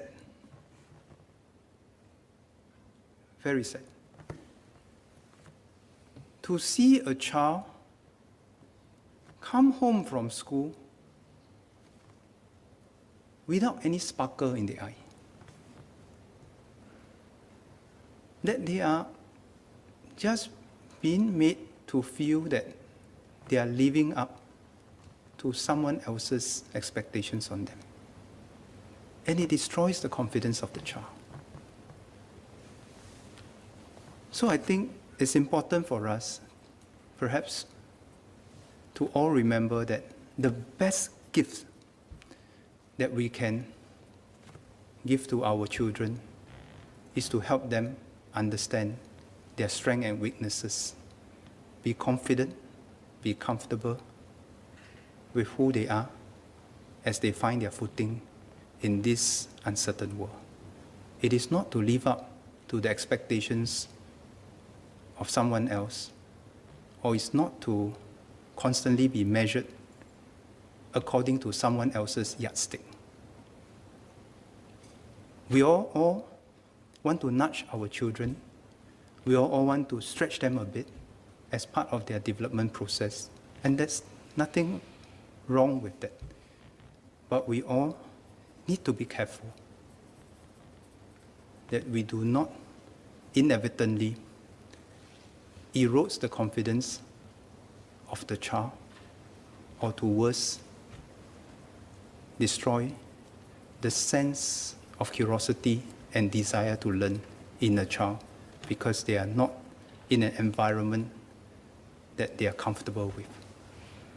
Not all children are the competitive type. Some perform well in a competitive environment, others perform well in a more nurturing environment. And it is best for us to start from the basis of our child's interest first. Yes, I thank the members for their interest in this important topic. I hope to close the debate at 2:45 p.m. I'll call for 4 more clarifications. Mr. Gerald Kiam.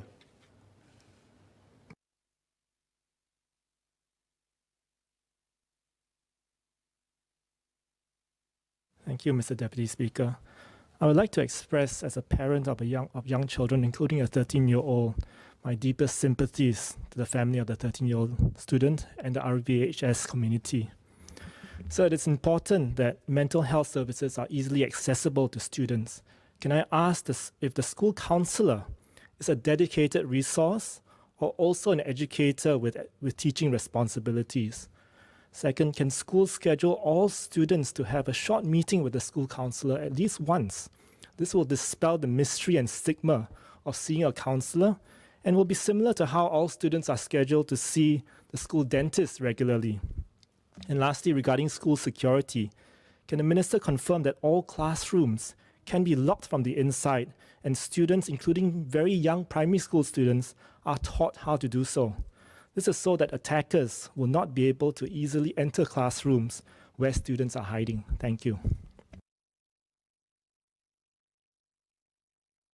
Mr. Deputy Speaker, first clarification for Mr. Gerard Giam.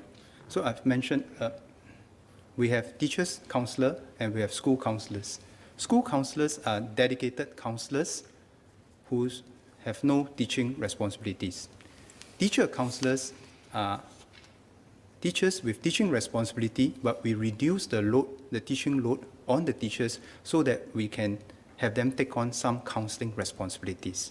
So at this point in time, every school have at least one school counselor. Some have more because of their higher needs, but every school will, in total, in the system today, we have trained more than 1,000, but we have deployed about 700 of them as teachers, counselors, because part of it is the posting cycle.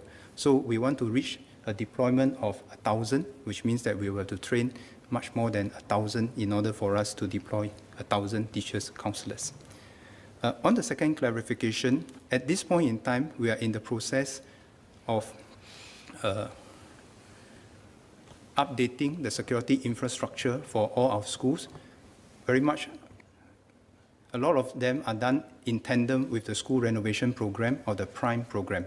So today, at this point in time, not all schools have classrooms where they can lock from the inside. The newer schools, those have undergone the upgrading program or the renovation program, have already done this. And we will progressively do so for the remaining schools. For those schools that have yet to have this type of a door installed in their system, the teachers and the students are also taught the drill to barricade themselves with working with what they have at this point in time. Mr. Alex Yam.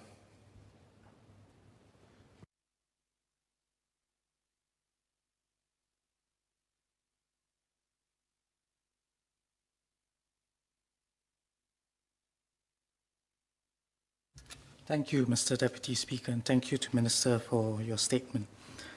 I think Minister's statement was very reassuring in terms of the number of counsellors and the number of students that have come forward. I lived through a somewhat similar incident in school almost 2.5 decades ago. My best friend took his own life. Until today, for all of us who are in the class, we don't know what happened. There was no counsellor. All we did that morning was we received a phone call, we came to school, our form teacher spoke to us, we went to the wake, we went home, and that was it. And quite a number of us were affected for a long period of time. So I'm very heartened that Minister has shared the numbers and the experience for this particular incident. I understand there are currently about 700 school counsellors, teacher counsellors, and we hope to deploy 1,000 in the next few years. Could the Minister share with the House how are the teachers equipped in terms of their skill set to identify and perhaps to refer students on to more highly trained professionals? The second clarification has to do with this impression that when you talk about education in Singapore, the word stress accompanies it at all levels. In the last few weeks, parents were stressed because they were applying for school admissions. That process has evolved over the years, but as you listen to parents, you find that stress still comes up very often. When I talk to my peers as well as to residents, often their comment is also about stress in school. While I always recall one of my earliest bosses saying that stress is good because it tells you that you're alive, but more often than not, I think we are in a society where we tend to ignore somewhat the pressures of stress and how it builds up over time. And because it's so much related to our education system, would the Minister be able to share how he thinks our education landscape should evolve over the years so that this idea of a very stressful, pressurizing environment would become less and we have a more resilient student population and a more resilient society in the years ahead? Minister Chan. Mr. Deputy Speaker, sir, let me first touch on the topic of equipping our teachers. Our current system of equipping our teacher comprises the following levels. First, this is pre-service training, and this is NIE. We equip all our trainee teachers with the basic modules of how to help their students by building a relationship of trust so that the students can confide in their teachers if they need help, how to look out for telltale signs whereby a student might be distressed, either in school or by events outside school. So this is the baseline emotional well-being literacy that we seek to share with all our teachers so that we have a baseline to work with. Once the teachers are in service, some of them will volunteer and some of them will be identified to take on additional training to become teacher counselors. So if you can imagine, it's like instead of teaching 2 subjects, they may reduce the load on teaching 2 subjects or even become 1 subject, but they take on the additional responsibilities within the school to help in the counseling services provided by the school. So that is the next level of training for our teachers.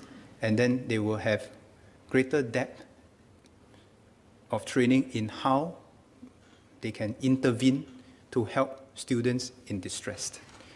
They will also be equipped to see how they can work with parents, because working with parents is key to this whole journey of ours to provide the best support for people. Then at the next level, there are two ways which we identify school counselors. School counselors, as explained, they do not have teaching responsibilities. They are full-time counselors in the school. If you like, the equivalent of this is the orientation officer in a BMT, where his job is to make sure that people settle in well. There are two ways which we can try to recruit full-time counselors.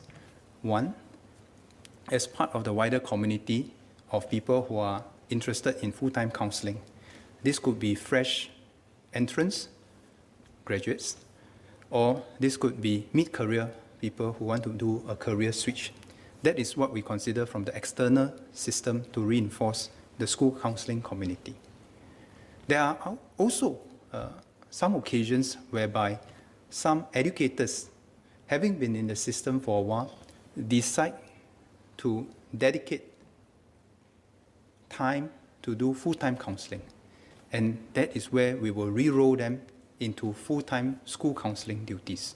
So this is how we build up that community of support.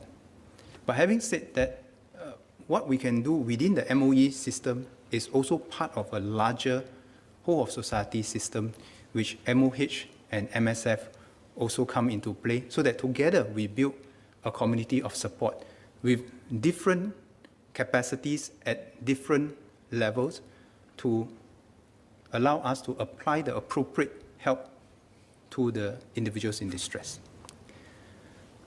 If I may move on to the second issue of stress, yes, we agree with Mr. Alex Yam.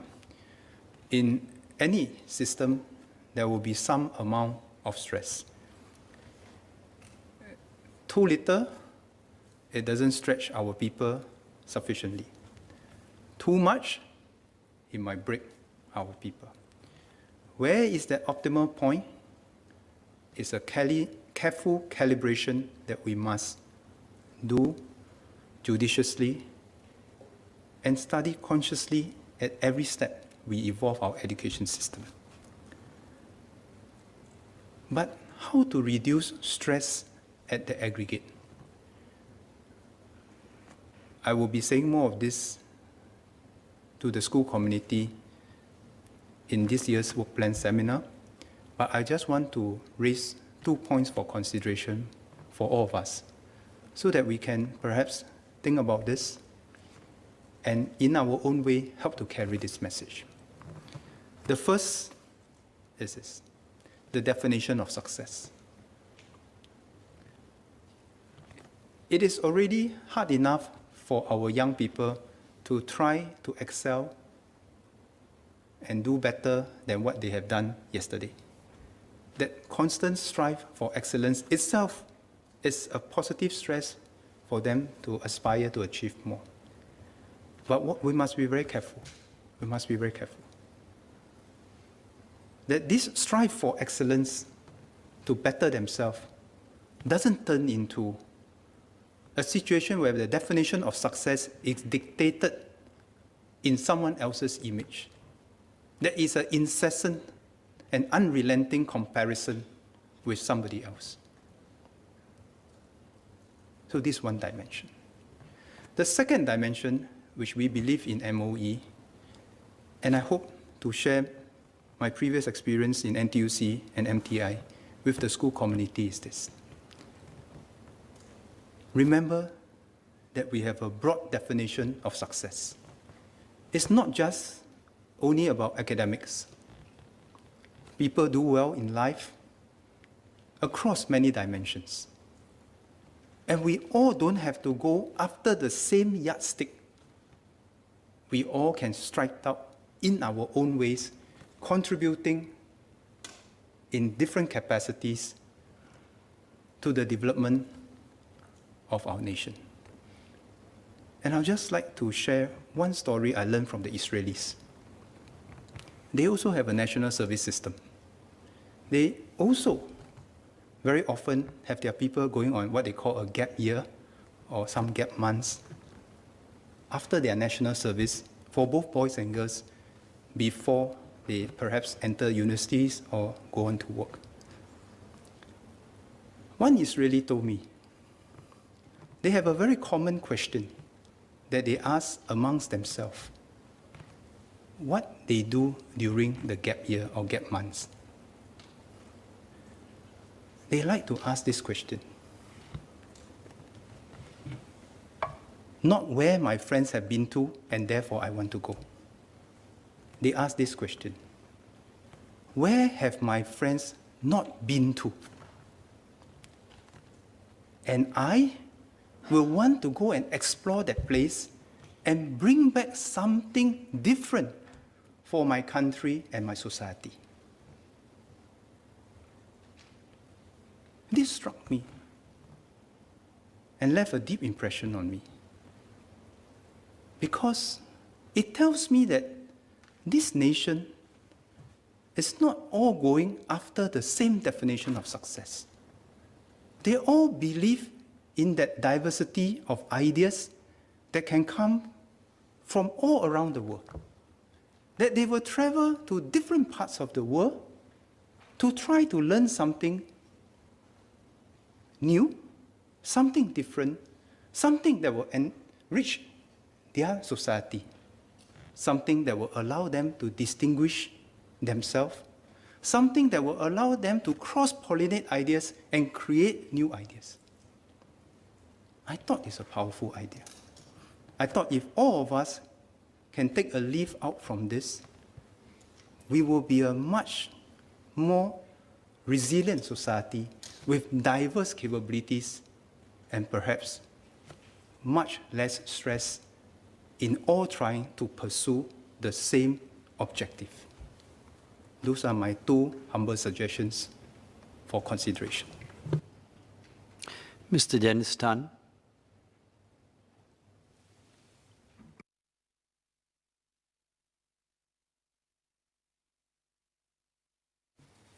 Thank you, Deputy Speaker, sir. My heart goes out to the parents and family members of the two children at the heart of the incident. So may I seek the Minister's assurance that sufficient psychological support is being offered and given to the parents and family members of the two children. Thank you.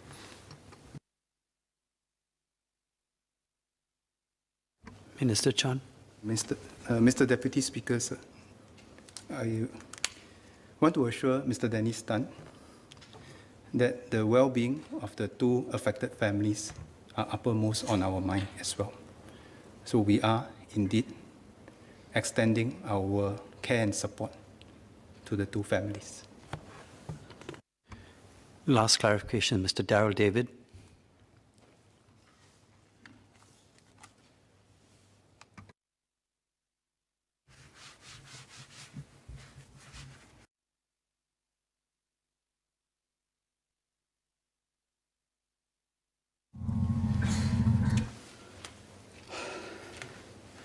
Thank you, Mr. Deputy Speaker. As a parent of two young children, my son is 13 years old. My heart broke when I heard about the news on Monday. It is still in a way breaking. So my sincere condolences to the families who have been affected by this. I don't think I can say that we understand how you feel, because we don't, but our prayers and thoughts are with you during this difficult moment. I think I would like to take a moment also, Mr. Deputy Speaker, sir, to also send a note of support to our educators who are also most closely affected by this incident. I've been an educator for 20 years now, and very early on in my education career, one of my students passed on. And I think when that really happens to you, because you're a troubled young man, get his challenges, it's not something you forget very easily. And for a while, you are stuck between the two torments of if only and what if only and what if. It took us all a while to get through that, so I'm heartened to hear Minister say that there is support being provided right now for our educators who are most affected by this, because as we've heard, our educators are very much more than just imparters of knowledge. They are caregivers, they are sometimes surrogate parents, they are older brothers, they are uncles, aunts, and so on and so forth. So I would like to just tell all our educators right now, especially those who are affected by this incident, thank you for all the good work that you have done and that you no doubt will continue to do, and we all stand in solidarity with you. Mr. Deputy Speaker, as I know it's the final clarification for this afternoon. I thank you for that privilege. When this incident first happened, I think many people were asking the question, of course, how did it happen? How could it have happened? We've heard the matter being debated and clarified quite extensively. I think my question for Minister is that Minister had talked about whole of society approach, and Minister used the phrase communal safety net. I think the message Minister was giving was that everybody has to work together collectively in this. And I would like to ask perhaps Minister if he can advise or comment if there's some way that all of us as a community, parents, students, community leaders, policy makers, what can we do to ensure, and I know this question sounds very naive, but what can we do to ensure that something like this does not happen again? I appreciate the Minister could provide some guidance in that area. Thank you, Minister. Minister Chan. Mr. Deputy Speaker, sir, I thank Mr. Darrell David for his comment and question.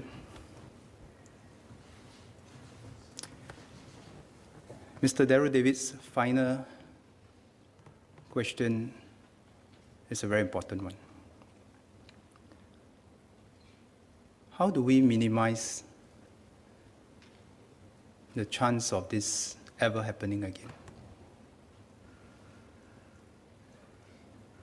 And perhaps we should start on the premise that this can happen again. But the chances of this happening again will be much diminished if we all come together to support one another. If we all can take small steps to look out for our younger ones, to give them a listening ear, to help them grow up in their own ways, find their footing. If all of us, as parents, can come together and give our children the assurance and the confidence that we believe in them, we trust them, and we love them in spite of, so that our children will grow up confident in themselves and confident that in any setbacks, they will have someone besides them. We can all come together as a community to spread the message that we should not stigmatize anyone who's in distress. That it takes courage for people to come forward to seek help.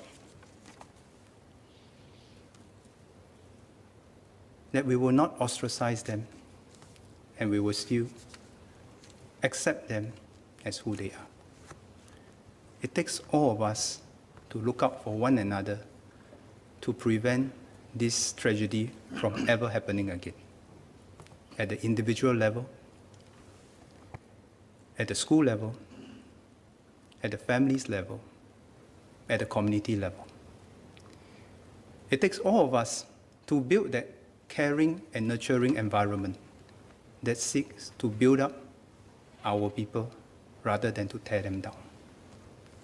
It is our responsibility as adults to lend our shoulders to the next generation to stand taller, see further, and have greater confidence to pursue their dreams in their own ways.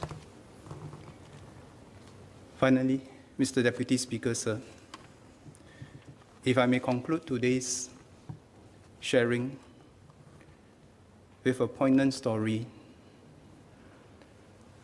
that has been etched on my mind since last Monday when I visited River Valley High School in the aftermath of the incident.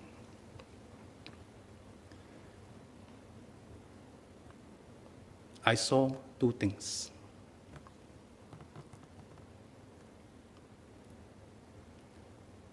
When I first arrived in the school, Mrs. Tan, the principal, received me. I knew she was in pain. She was in pain not just physically, but emotionally. Then I saw the teachers.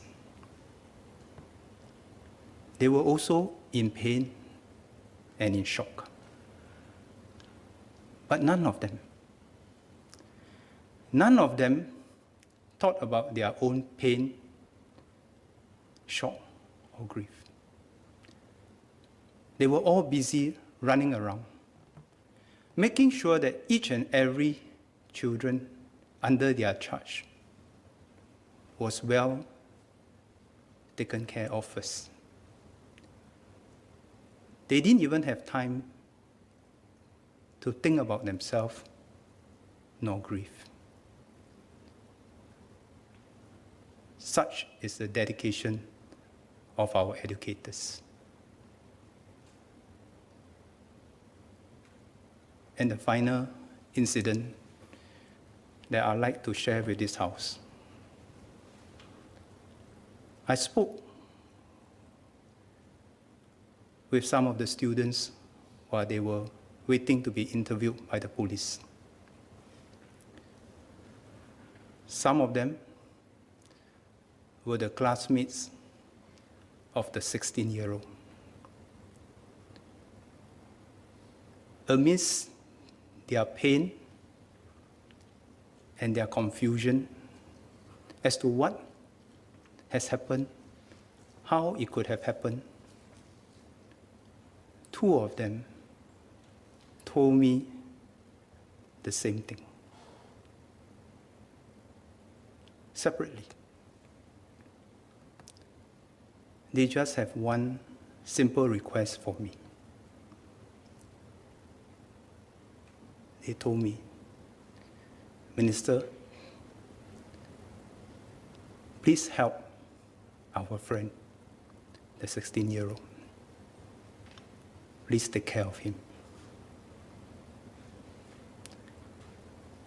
They know it's a cry for help.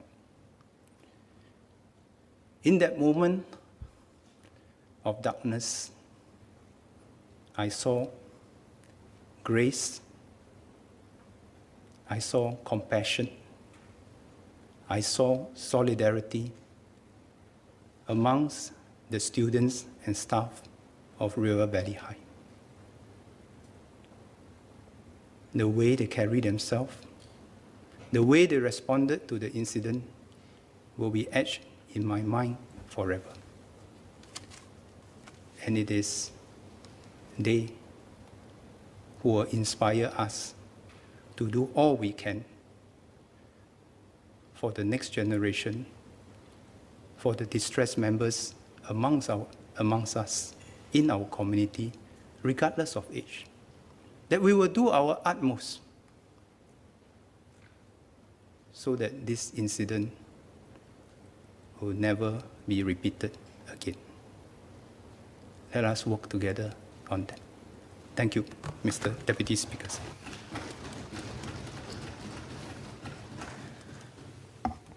Order. End of the ministerial statement. The clerk will now proceed to read the orders of the day. Item 1, resumption of